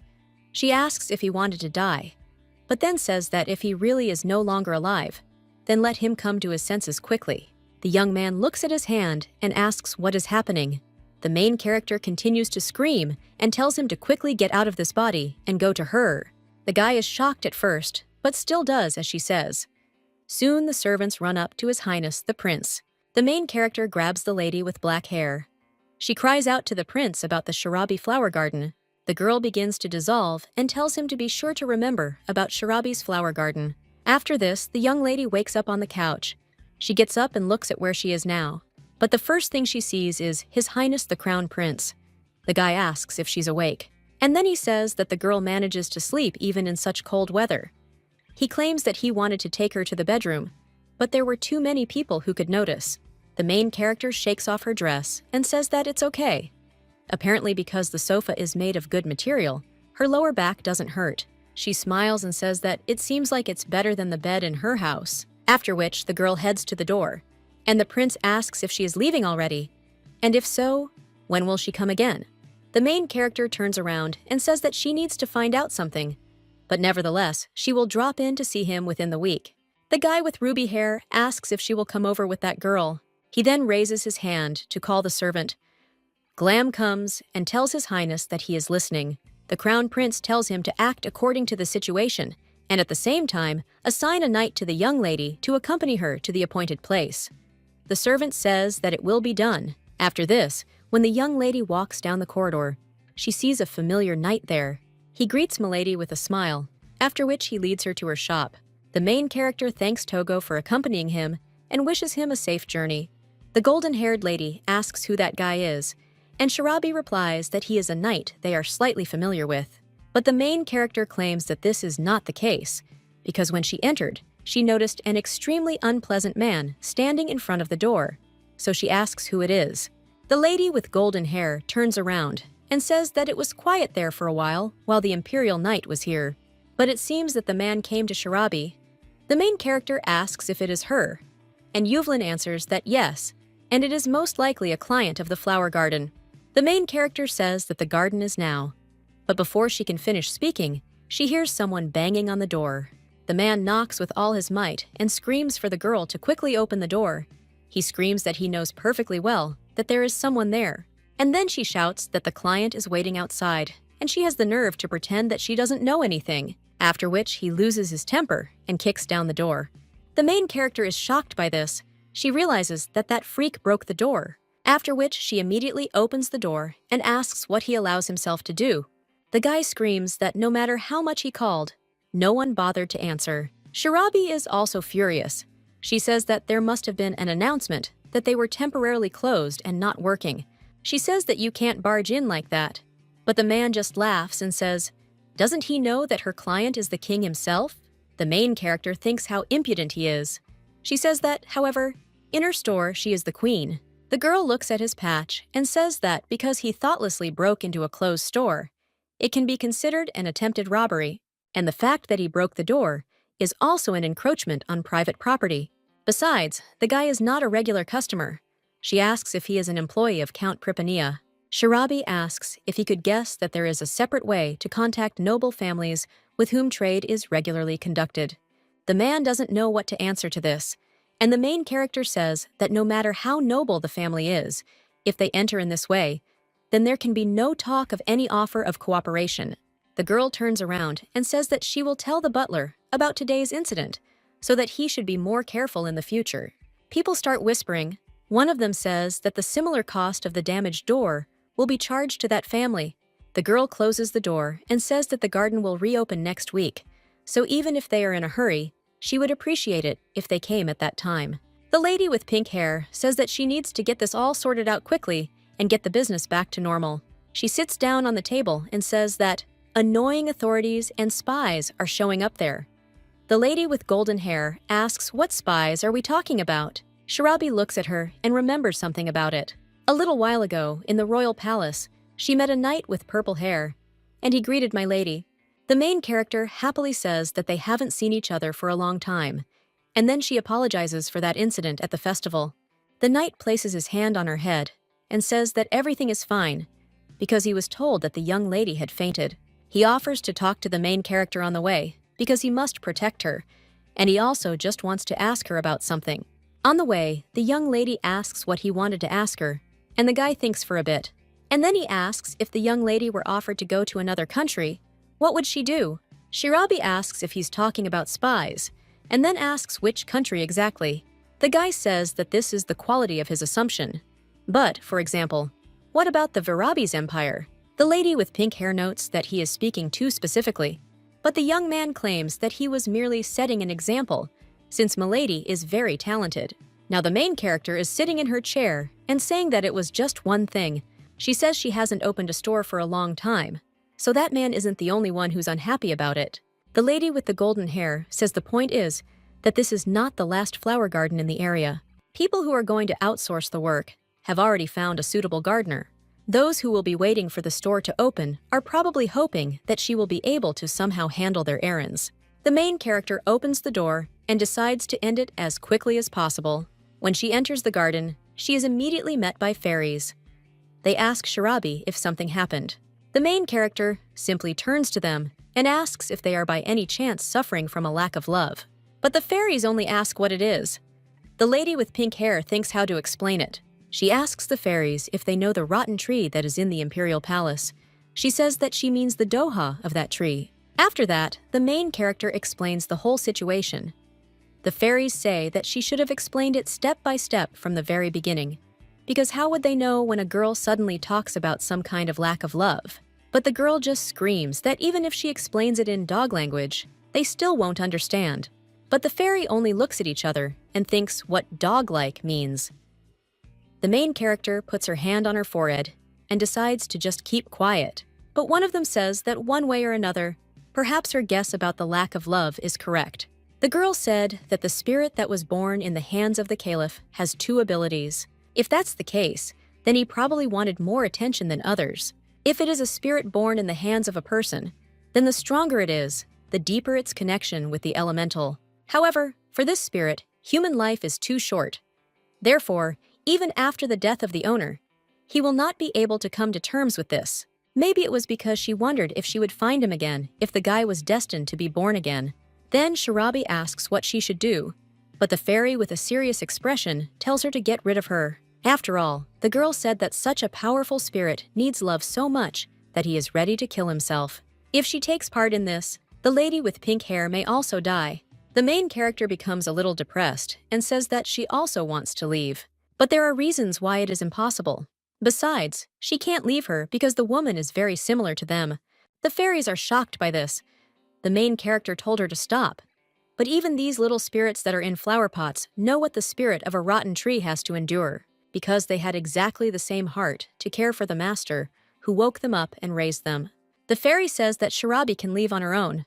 The main character understands what she means, and the fairy claims that she did say that a woman wants to be loved by someone who has similar energy to the person who created and raised her. In that case, wasn't it about the love of the caliph himself? After all, Shirabi has an energy that is similar to the energy of the caliph. The main character looks at her hands and asks if this is possible with her power. She tells the fairies a little sadly not to be like that, because they can't be like the spirit of the rotten tree. Even if she disappears later, the fairy just sighs, flies closer to the main character's ear, and whispers something there. This makes the young lady smile sincerely. And later that night, she and Yuvlin go to that garden. The crown prince says that, as the girl said, all the exits from the imperial palace are locked and the people from the palace also have all their servants left, except for the most necessary. The ruby-haired guy asks if she can handle it, and Shirabi says she'll try until she can. And then she says she can't, and says she'll handle it no matter what. She slaps her cheeks and says that she's off. Then the water spirit watches from above. He uses his powers and disperses the dark energy. Yuvlin tells the main character to run immediately if she senses danger, and let her not think of being a hero in vain. The lady with pink hair smiles and says that she did not intend to.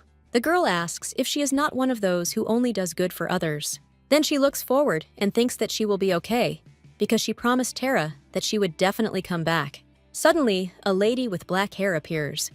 She says that since the girl returned there again, Tony really wants to say that she found what she so badly desires. The young lady says that she is a bit of a genius herself, so she does not forget what she was once told. However, she says that if a woman wants to get what she wants, she could tone down the energy that comes from her a little. Although the woman looks unperturbed, in reality, she can barely restrain herself from snatching what she wants. The woman waves her hand, and the energy dissipates. Then the main character sighs and comes closer to the tree. The girl understands that if this was the only solution from the very beginning, then she must clarify this. So she spreads her arms out to the sides and tells the spirit of the rotten tree to come to her. The woman is a little shocked by this and asks what the girl is going to do. But the main character uses her powers and says that the woman wants it. Although it is not clear what was the cause and what was the effect, but part of this power came from him. The last moments of Caliph, the energy of life. If the girl loved her master so much, she would be able to recognize him. A small cloud of energy flies up to the woman with black hair, and when she touches it, her hand gets rid of the black mark. The spirit of the rotten tree asks Caliph if this is it. Her legs immediately begin to move, and then the woman runs up and hugs the main character. She still has black energy, which is a little bit harmful to the main character. The brunette cries and says that she missed Caliph very much. The main character apologizes. She says that she is not the Caliph, because unfortunately, the dead do not return. The main character says that even knowing this, the woman could not cope with her loneliness. The empty palace and the gardeners who left this place. Since then, no one has returned. The woman is a tree planted for the delight of the eyes, and she must have wanted people to look at her when she was blooming beautifully. The girl tried her best to grow very beautiful flowers that smelled delicious. She told everyone to come and see them and take a walk, but no one was there. No one heard her call. The lady with green hair asked for someone to come. She flew up into the sky, and when she did this, she saw the maid. The spirit of the tree was shouting at her to come over, but the girl did not hear it. Then the tree spirit used some wind, but the maid only asked what was going on with the weather and ran away. The green-haired lady understood that ordinary people could not hear her voice, but the cliff was special, and now she was left completely alone. That's when despair settled in her. Now the woman is shedding her black tears, and the spirit of water is trying with all his might to drive away the dark energy. The main character hugs the woman and thinks that there really is no limit to this.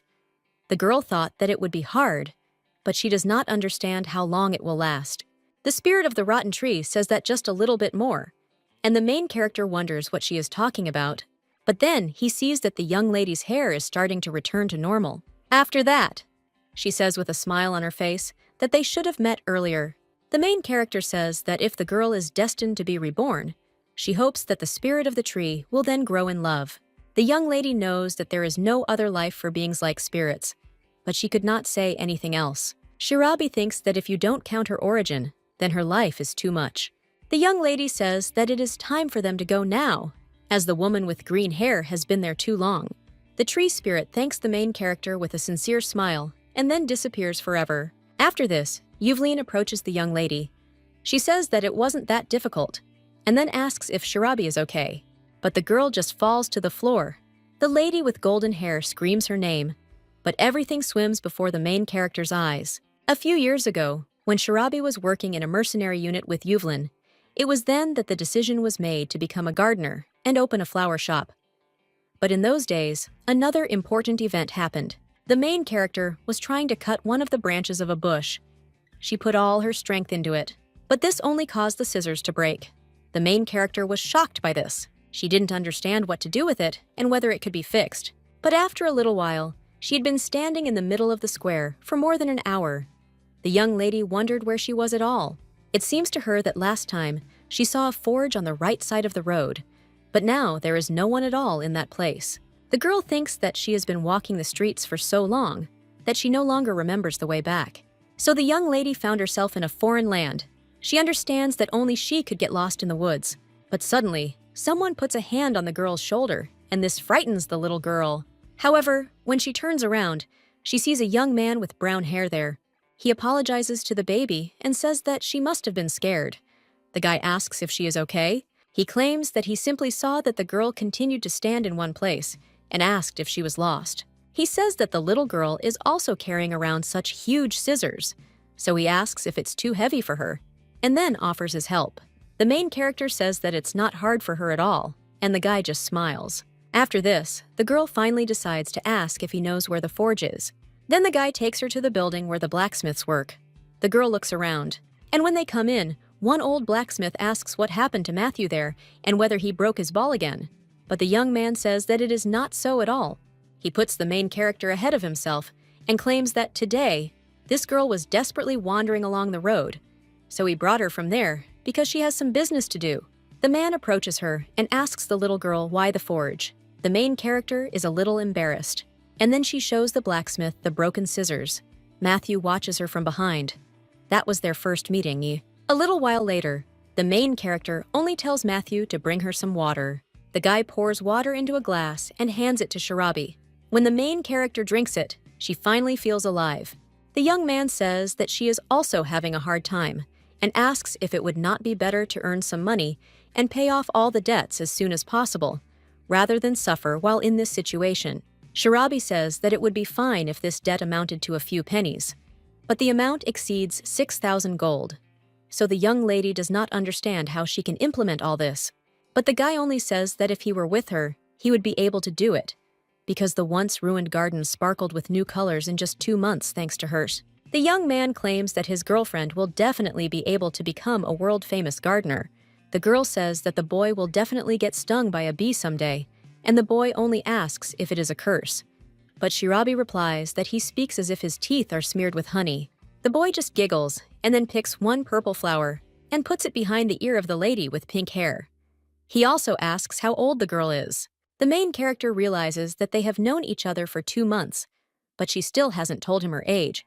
The girl claims that she is 14 and asks why the guy is interested in this. The young man, all red, says that he likes her, but she is still too young. The main character is shocked by this. She blushes and asks what he is talking about and whether he was joking.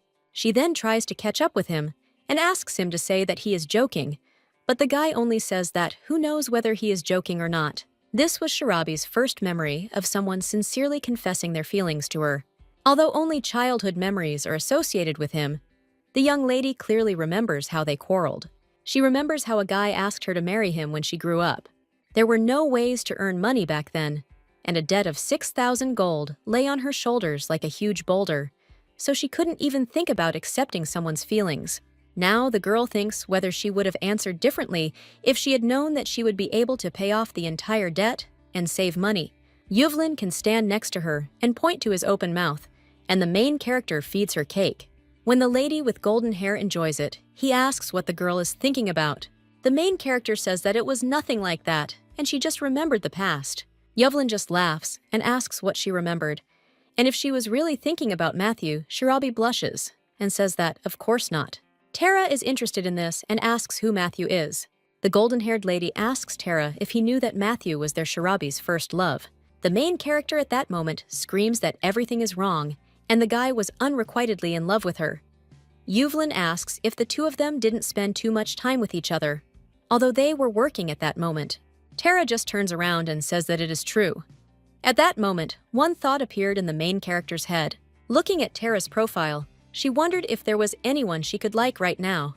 But the girl immediately grabs her fork and pierces the entire piece of cake, then mercilessly eats it. After which, the girl claims that this relationship is in the past. And even if Matthew confesses again, she has no intention of reciprocating his feelings. Yuvlin just smirks and asks if it's true. That same evening, the main character lies on the ground and looks at the stars. But suddenly, something blocks her view. it turns out to be Tara. The guy claims that the girl will catch a cold if she lies on the floor, but the main character says that she has quite a strong immune system. At that time, she worked too much, so everything turned out like this. After that, the main character says that tomorrow the guy will finally be able to return to his body. Tara says that this is really so. Then Shirabi tells him to visit her from time to time, because he will no longer see the spirit with his own eyes. But the guy doesn't let the lady with pink hair finish speaking. He lies down next to her on the grass. And then he claims he came to see her. The young man says there are so many things he would like to tell her, and he hasn't even really told her his story. The main character asks if he talks about how he lived as a prince. The young man says that her perception may differ from reality, but she and her brother have been considered outcasts since an early age. The guy asks the girl if she remembers the burnt-out mansion they went to on the day of their first meeting, but that's where she and her brother spent their childhood. The main character is a little shocked by this, and after that, Tara continued the story about his childhood. He told a story that he had not touched on before about how he almost drank poison, and then about how I almost stabbed him with a mercenary dagger, and then how he lived day after day, receiving dozens of threats. Even when he was summoned to the palace, he was unable to utter a word due to the growing fear of seeing his father occupying the imperial throne. The guy was a pathetic person who always lived under someone's protection, without an ounce of courage. So he lived until that very moment when he touched that rotten tree. Then the young man had a dream. He did not really see Shirabi's face, but he immediately went out and went to Shirabi's flower garden. If the guy hadn't met her that day, then most likely the end would have overtaken him. Looking back, the young man realizes that he has experienced enough difficulties. But what if he had to go through all that to eventually meet Shirabi? The guy says he thinks that theory is valid. He turns to Shirabi and then extends his hand to her. The lady with pink takes his hand, and the guy claims that he really wants to, that the day has come when he could meet her not in this state, but as a living person, to tell about her true feelings. The main character understands that she will definitely cope, because she made a promise to Tara. Now, the main character thinks that since that woman was a tree spirit and the main character was a gardener, then this separation was apparently destined to happen. The girl lies there, exhausted, wondering if the spirit of the tree has found freedom. But when she opens her eyes, she also thinks that her stomach hurts. Someone hands her a glass of water. The main character is about to say thank you, but then she sees that it is His Highness the Crown Prince, and says that she thanks him as. The young man with ruby eyes says that for nothing, and that he should be grateful. He holds out his hand and asks the girl if she would like a drink, and she says she will, and immediately drinks a full glass. Then the Crown Prince says that the tree has completely dried up.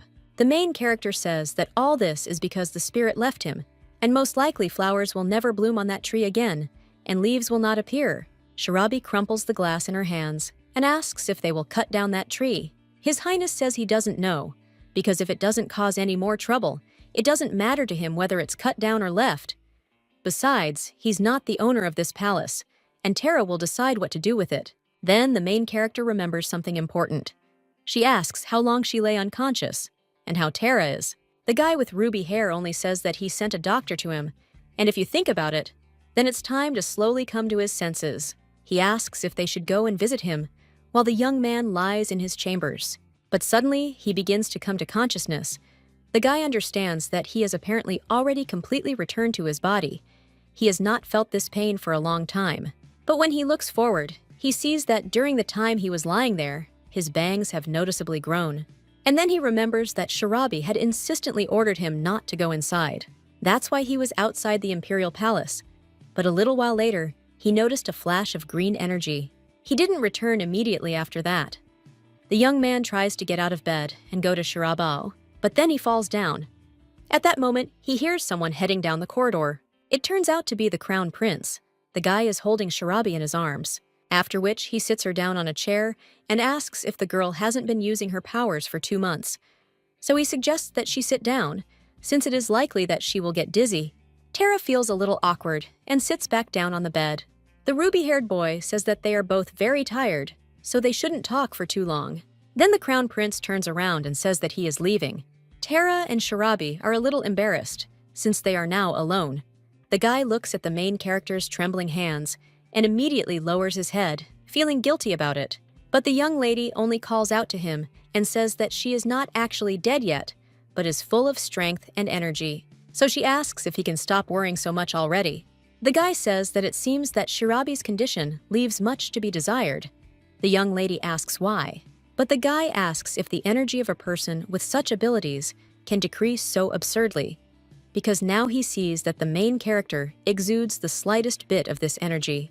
But the young lady says it's temporary, and hasn't the guy noticed that it happens every time she loses consciousness? The young man, Zhenya, blushes a lot and says that he apparently tormented her a lot, but the main character does not look offended. She just puts her hands on his cheeks and says that it is nevertheless good that he has returned. The boy agrees to this, and the young lady continues and says that she also benefited from it. After all, if this had not happened, then perhaps she would have lived her whole life in ignorance of that which troubles the soul of the spirit she created. That's why she tells us with a bright smile on her face that everything is okay. Tara looks at her a little red-faced. The main character just yawns. She spent so much energy that her body is weak, and sleep takes its toll. It was then that Tara decided that next time, he would definitely protect this girl. And so, about a month later, he visited Shirabi's garden again. A lot of time has passed since Tara's awakening, and the main character, whose powers were exhausted beyond all reason, did nothing but sleep. The work in the store lasted for as long as 15 days, so after it was finished, it could be reopened. The main character opens the door to her shop and tells customers to line up, because only 10 people can place an order today. One of the guys asks how this is possible, since he's been standing there for 3 hours already. But the young lady says she can't offer more because of the situation in the Imperial Palace. Asuma thinks it's appropriate, or send the guests away because of the preparations that are taking place in the palace. Then the guy asks her to at least give her a number, but the young lady just tells him to come back today, because she will remember everyone who waited for their turn. And then someone points out that people from the palace have arrived. The crowd is a little disappointed, but disperses, and the main character can finally breathe a sigh of relief. After that, Tara approaches her. Then the two of them head to the shop. The main character serves the prince tea and counts the plants herself. The order received from the imperial family was to grow plants on site to hold a celebration in honor of Tara's recovery. The young lady counts 14 plants and realizes that she is finally finished. But then she turns to the guy and asks if something happened. She claims that he arrived in a sparkling carriage and was also born in beautiful clothes. The young man chuckles and then hands the main character 2 envelopes. Shirabi asks what it is, and the young lady replies that it is an invitation to a celebration. The young lady says that quite a few common people pay to have fun at the celebration of aristocrats. She claims that she is a participant in a celebration of aristocrats, and therefore can disappear without the mice and birds knowing. But the prince tells her not to worry so much, because it will be a masquerade ball. The guy says that the ailing emperor wants to see her, and instead of calling her personally, he used this method. He claims that the appearance of the eyes plays a big role, and if a young lady joins the celebration, it will be difficult to tell who is talking to whom. The young lady looks at the paper and realizes that it is an invitation from the emperor himself. From the very beginning, she had no choice but to accept the invitation. A masquerade ball is, in other words, a celebration where wearing masks is allowed.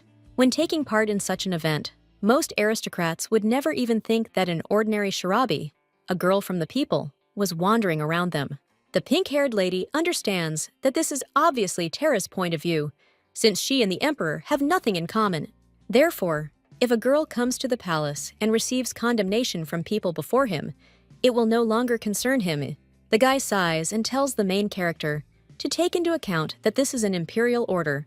The main character says that she obeys and addresses the guy as His Highness. The young man smiles and says that he doesn't like to hear such words from anyone, but from her. Then the girl puts the sheet closer to his face and tells him to go back to work in their store. When he is absent, there are not enough workers. The young lady thinks that the word masquerade ball suits aristocratic girls very well. The girl imagines aristocrats conversing with each other and wonders if this is always the case. Beautiful clothes, drinking alcohol and dancing. The young lady remembers her childhood, and you realize that if you think about it, since she was born, she has never indulged in fun.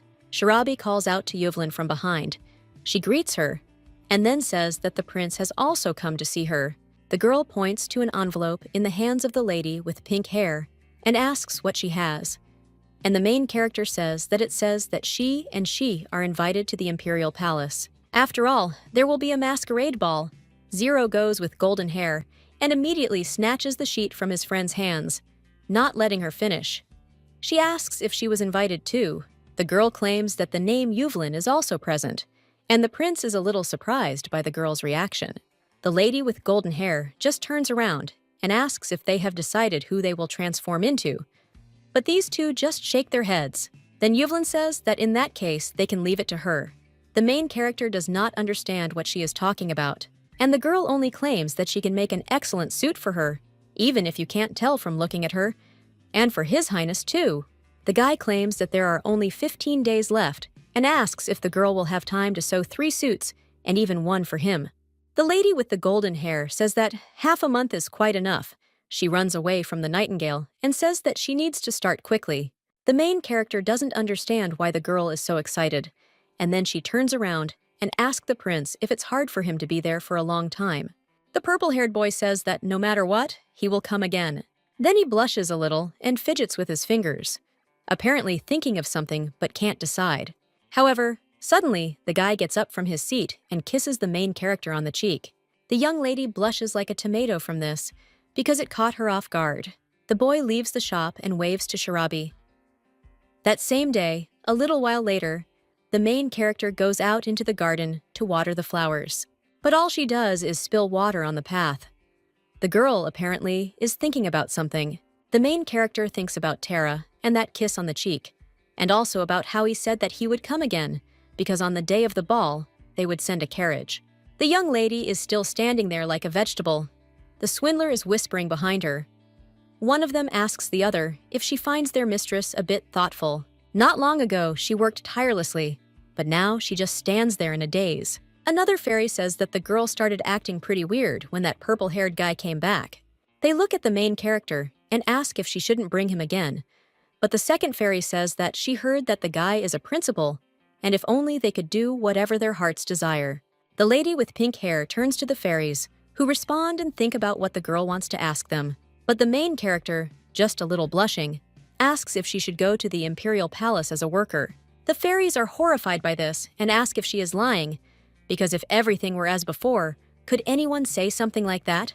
The fairies understand that if everything were as usual, Shirabi would never have such thoughts, because she so vehemently refused to become the Imperial Gardener. The main character, after some thought, lies down face down on the table. She claims that as she thought, it is not so. The girl understands that the absence of just one person makes her think about such things. The young lady thinks how complicated everything is. She doesn't know what this feeling is, but everything seems so complicated. At this time, a third fairy flies up to them. She asks what's the matter, and the other 2 fairies look at each other. At this time, the prince is in his office talking to a servant. The guy says that in that case, he will raise this issue on the agenda, and then he bows and says that His Highness has done an excellent job. After that servant leaves, the young man rises from his chair and goes to the window, after which he goes out onto the balcony and looks at the dried-up tree. The guy doesn't realize that a whole month has already passed. A lot has happened during this time, so he now understands why people are screaming about moving the prince's palace. Glam was especially persistent, so much so that he even managed to convince the emperor. However, when the guy looks at that garden, thoughts about that girl involuntarily creep into his head. Tara wonders if he would be selfish if he said he wanted to continue being there. Suddenly, he sees a pink ray of light and thinks that even now everything is exactly like that day when he was next to her. The fairy flies up to the guy and tries to reach him, but he thinks that it is a spirit that cannot be seen. But then he realizes that he sees a spirit and is immediately surprised. The guy rubs his eyes and says that he thinks something is wrong with his eyes. Give him the ability he is not using now. The young man asks why he sees a fairy. But the little girl only gets angry. She says that what is visible, and asks why he does not trust his own eyes. After that, she pulls him by the suit and tells him to talk to her. Tara realizes that it looks like a spirit from Shirabi's flower garden. She not only looks like a hostess, but also has the same character. The guy asks if something happened. The little girl just gets angry and says if he asks She then starts pulling Togo's hair and screams why he doesn't appear in the garden, because now he doesn't look like he has any pain. The boy just puts his hand on his head. And then the realization comes to him, and he asks if Shirabi sent a fairy all the way there. He also asks if the little girl got there all by herself. The fairy says that he is thinking correctly, because after he left, Shirabi's condition became terribly strange, so she came to find out. But the young man only asks what this strange state means, and the fairy answers that it means something. After all, the girl does work that she's not even asked to do, and despite the fact that she is sick of the work, she accepts more and more guests. And when he opens his eyes in the morning, all he does until he goes to sleep is work. The prince is embarrassed and wonders if this is because he is no longer with her. After which, he asks if the fairy came because the girl needs a lot of money. But then the little girl just starts hitting the prince on the head and screams that his head only thinks about this. Tara tries to object, but the fairy only asks what it means and whether he thinks that from now on it is wrong to come to her more often. The guy says that maybe this is so, and the fairy asks if he will come even in the same state of mind as he was before. But the guy says that even if he goes there like this, it will be impossible for Shirabi to see him, although she saw him when he fell under the hot hand of the spirit of the rotten tree, because then he was filled with the power of the spirit. But if he doesn't have spiritual abilities like he does, then it will be difficult to see such a ghostly appearance. The fairy understands that this guy's spiritual abilities are a little different, but since the spirits have been using and tempering their abilities for many years, they can see him. But then the guy just asks if everything will be okay, since the fairy flew so far away. He says that Shirabi's power has an effect on the garden spirits, and if she wanders around like this, she will remain a burden for Shirabo. But the fairy only asks what the guy thinks about the young lady, because the range of Shirabi's abilities is unrealistically huge. When such a small spirit as she flies such distances, it is comparable to ships at sea. Then the fairy remembers something. She flies up to Tara and says that there is a way. The young man asks what way she is talking about, and the fairy continues and says that she means a way that will help him talk to Shirabai. Then other fairies fly out of the bushes, and the little girl with pink hair says that they will convey to him what Shirabi says, and to her his words. The young man asks what she is talking about, and the fairy claims that both he and Shirabi can see them. And if the lady with pink hair is not able to see him with her own eyes, then they must listen to what he wants to say and convey to her. The guy thinks that this method will really work if he just wants to praise her, but he remembers that evening and realizes that he won't be able to say the most important words that way. But he thinks that it doesn't matter if at least he doesn't have to wait all the time. He thanks the fairy and says that although it will be difficult now because he needs to finish some things, he will come on time, so let them wait for him. The fairies smile and then fly away, saying that they understand, but then tell him not to be too late, and on top of everything else, he must definitely come before Shirabi goes crazy. But when they fly away, the young man only says that he doesn't think she could go crazy because of him. Then the young man turns around and goes back from the balcony to his office. But there is already someone waiting for him. The guy asks if it is Hyun Nim. Tara apologizes and says that he has something to think about, but he does not finish his sentence. The crown prince looks at his brother and thinks about that lady with pink hair, after which he turns to Tara and says that all the obligatory business is finished, so he can go out, but only if he can stand up for himself. The purple-haired boy asks him what he means with a smile on his face, and the crown prince only recalls his conversation with the emperor and claims that His Majesty the Emperor gave permission. He said that Tara was already quite grown up and therefore could not hide in the palace forever. And also because of what happened, he said that he realized the fact that the guy is a little boy to be so distracted by him. Tara only smiles brighter. And when the crown prince looks at his brother, he remembers the past. Previously, during a fire, the crown prince helped him get away from the burning building, and after that, they tried to poison Tara due to the existence of a mysterious enemy that tirelessly set up ambushes for him. The young man was constantly in a depressed state. However, now he himself wants to go out. The purple-haired boy says that, to be honest, he is done with work for today, so he asks if it is okay if he goes out.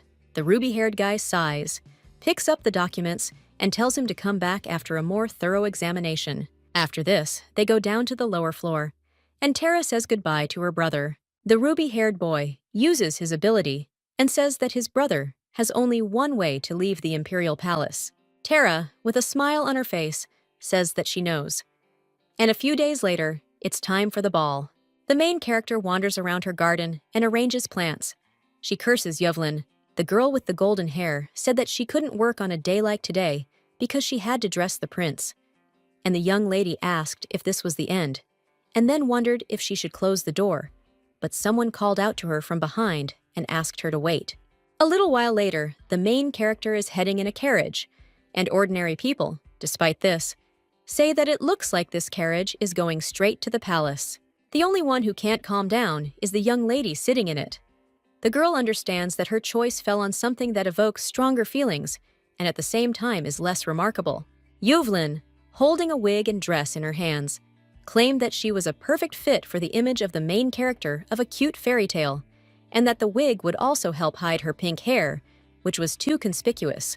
The young lady, of course, liked this outfit because it was like the heroine from Alice in Wonderland, and Yuvlin herself was excited about creating the image.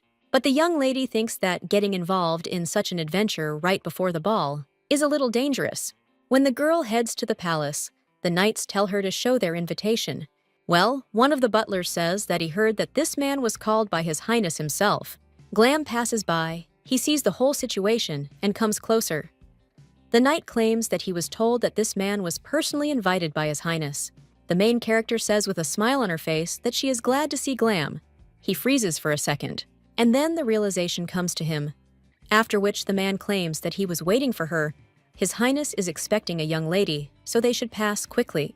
As Shirabi walks down the hallway, she realizes that she hasn't gotten used to these shoes yet, so they're incredibly uncomfortable. At this time, Glam says that the girl is truly incredible.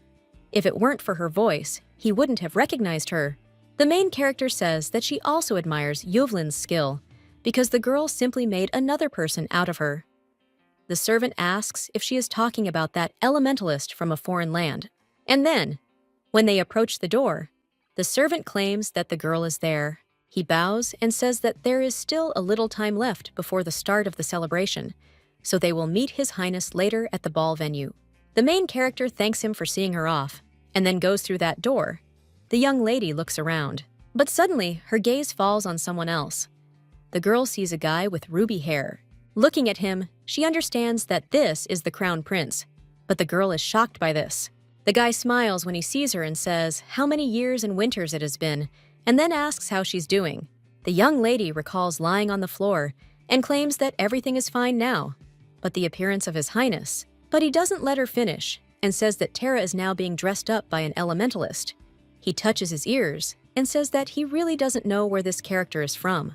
The main character realizes that she is Alice and the guy is the White Rabbit.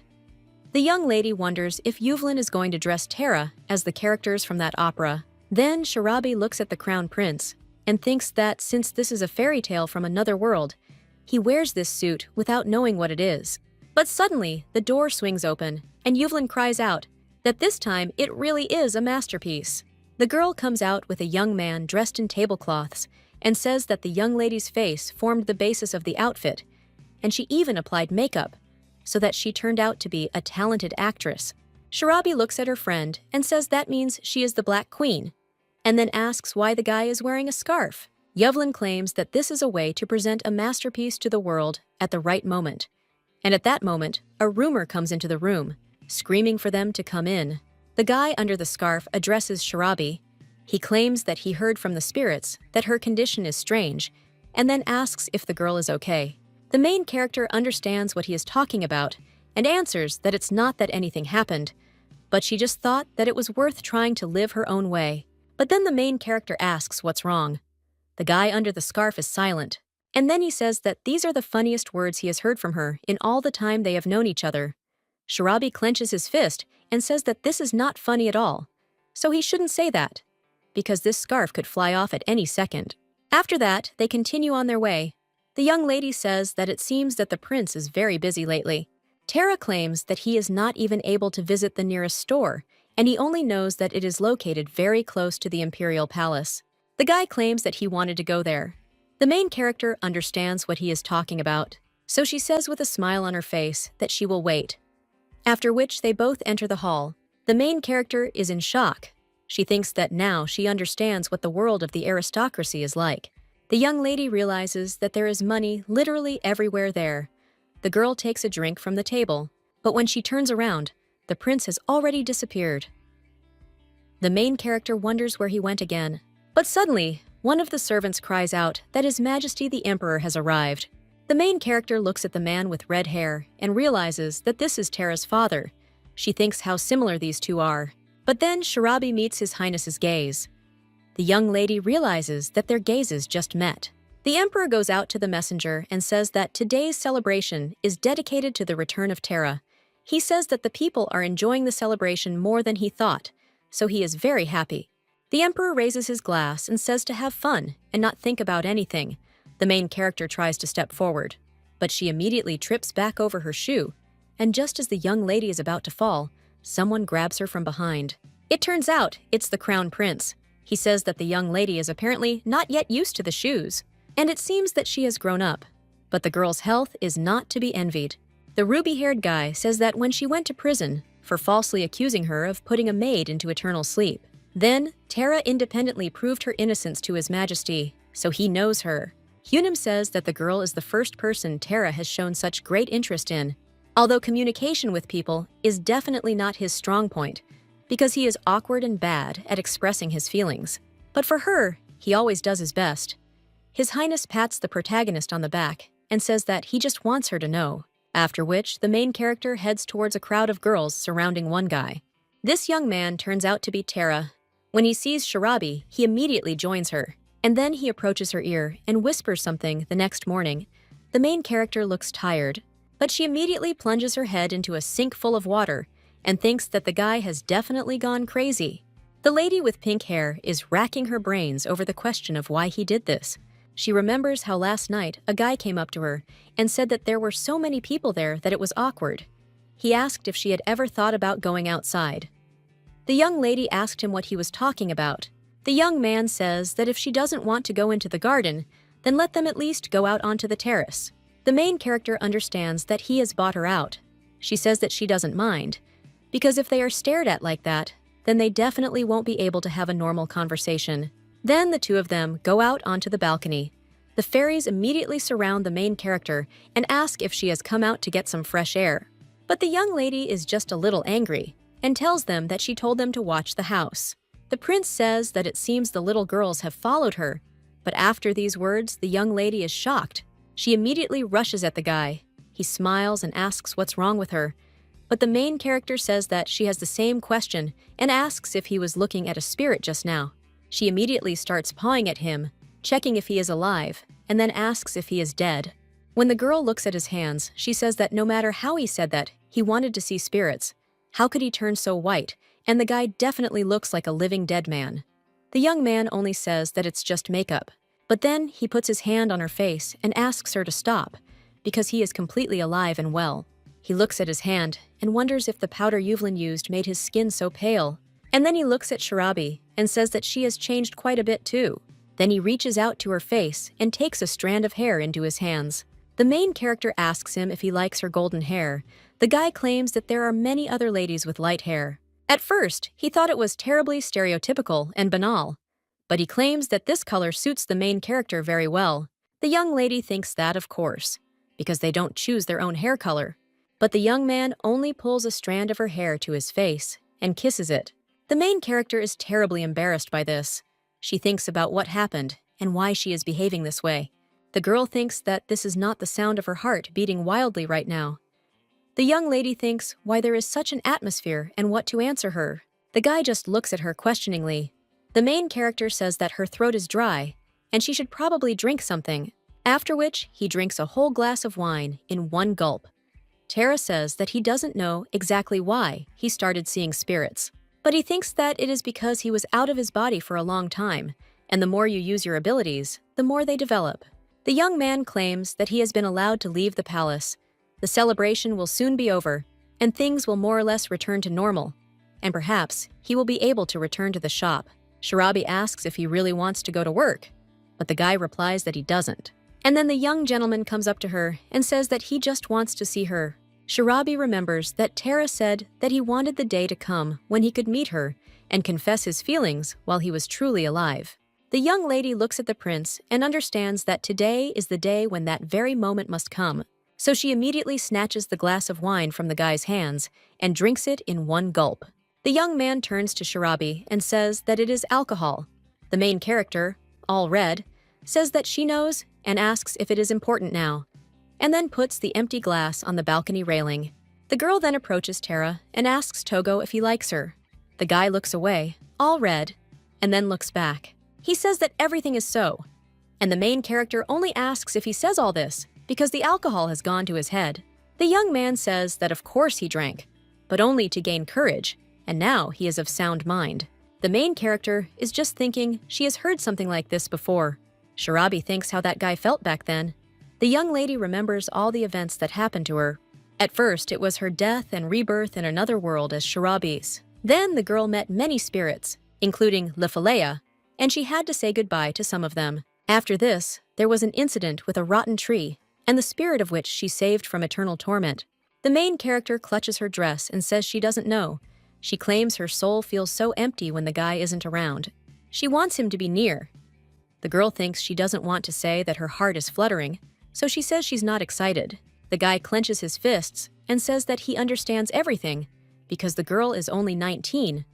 Tara understands the girl who lived without a guardian, who alone and steadfastly endured numerous losses, a situation in which you cannot fall in love with someone at the snap of your fingers. He approaches the window that gives them a view of the hall and blocks it, after which he turns to the main character and asks if she knew that he would be a vampire. And the young lady understands that nevertheless the guy spoke. The young man approaches her and takes her hand, after which he claims that they say vampires drink human blood in order to preserve their youth and beauty, and they are also able to charm people with magic. The guy comes even closer to her. He whispers in her ear whether she says that her heart is not fluttering, and then moves a strand of hair aside. Then he approaches her neck and kisses it tenderly. Then the guy moves away a little, and he tells the main character that then he will drink her blood, and tells the young lady to capture him. Shirabi is all red and doesn't realize what's happening now, and the guy easily bites her neck, after which he moves away. The main character looks at him all red, but then looks away. And Tara says again that he likes her. He claims that he is not forcing her. However, he slowly approaches her, and then their lips touch in a tender kiss. When the prince kisses his beloved, he feels these feelings consume him. Their hands are intertwined, and the young lady is already standing on her toes. After they break the kiss, Tara states that she must know how long he has wanted to stand this close to her. The young man hugs Shirabi again and says that he has dreamed of telling her about his feelings for a long time. The main character is all red. Now she can feel that Tara's heart is beating at the same speed as hers, but the young lady sighs and then pushes the prince away from herself and heads towards the exit of the balcony. Tara asks if something happened, but Shirabi only claims that her throat is dry, so she will go and drink some water. Yuvlin is enjoying the goodies from the table, but a moment later she sees that Shirabi has already arrived. The young lady hands her a piece of cake and asks her if she can even imagine how amazing the cake is, and then tells her to open her mouth. But the main character ignores her and just reaches for another glass, and then dries it. Yuvlin tells the young lady that it is alcohol. The main character does not listen to her and only reaches for another glass. After she has already emptied more than 5 of these, Yuvlin asks what happened. The young lady says that it was hers, but then falls silent, and Yuvlin excitedly tells her to continue. Well, the main character just covers her mouth with her hand and says that she is going to vomit, after which she heads for the exit and empties her stomach behind one of the corners of the imperial palace. Yuvlin looks at her friend with concern, and after this, Shirabi just lies down on the ground contentedly. But when she looks up, she thinks that everything is swimming before her eyes. And then she falls asleep completely. But now in the morning, remembering all this, she immediately immerses her face completely in water. After her morning water procedures, she leaves the bathroom, but there she is immediately met by Yuvlin. She asks why Shirabi is taking so long, because she already thought that the girl had managed to choke while washing herself. But the young lady only looks away. Then the golden-haired lady comes up to her and asks if something happened between her and Tara. The main character only asks whether she has to answer what exactly, and plops down face down on the table. The girl says that on the one hand there was something between them, but on the other hand, there seemed to be nothing special. After the main character passed out in the garden, Yuvlin tried to drag her to the restroom, but the prince stopped them and asked if they were leaving already. Yuvlin Fat said that, as he could see, this girl had had quite a few drinks, and she would put her to bed someday. And as soon as she sobered up, the girl would take her to her place. The main character screams that it's all because of work, and she's busy, but the girl doesn't finish her sentence. The prince says that he will prepare a room for rest, and if the young lady is busy, then nothing can be done. And instead, he will soon come to the store, so she must wait. But the main character only screams something, but then covers her mouth with her hand. Tara inhales and asks if she would like to see the only worker in her garden, Shirabi. The girl looks at him in shock, and Yuvlin says that she is drooling. And the main character says that she never thought that she would fall head over heels in love with him. The prince only laughs in response to this, and the main character, now remembering this, cannot even raise her face from that table. Yuvlin puts his hand to his forehead and says that in any case, the young lady has sobered up, and that's good. After which she says that she needs to leave for a while, so Shirabi shouldn't cause any trouble. And if she doesn't go to a regular client, then we can assume that the job is over. But the main character only asks where she is heading. The lady with golden hair says that she is going to the palace, and the main character says that the celebration is over. But the girl only says that it seems that the crown prince wants to ask for something, and that is probably why he specifically sent her an invitation. Whether it is a problem with the spirit or something else, he has something to say in any case. So the girl stretches, then turns to the main character and pats her on the head, after which she says goodbye. The pink-haired lady was just wondering when the crown prince and emperor became so close to Yuvlin. The main character wonders if something really happened between them at the celebration, but suddenly someone enters the shop and addresses Shirabi. When the main character turns around, she sees a familiar face there. It turns out to be that same knight. He says that he is glad to see the lady and asks if he can come in, and also if there is no one else there. The main character looks at him and understands that she is all alone. There was someone else who motivated her to work, but she had already completely forgotten about him. The girl understands that the guy came the day before the celebration. That day, having finished applying makeup and closing the doors of the Shirabi garden, a voice was heard that was in a hurry to call her, but the young lady completely forgot about it. Then the guy came up to her and claimed that he needed to meet the owner of this garden. The guy asked if the working day was over, and the main character only asked what he was talking about.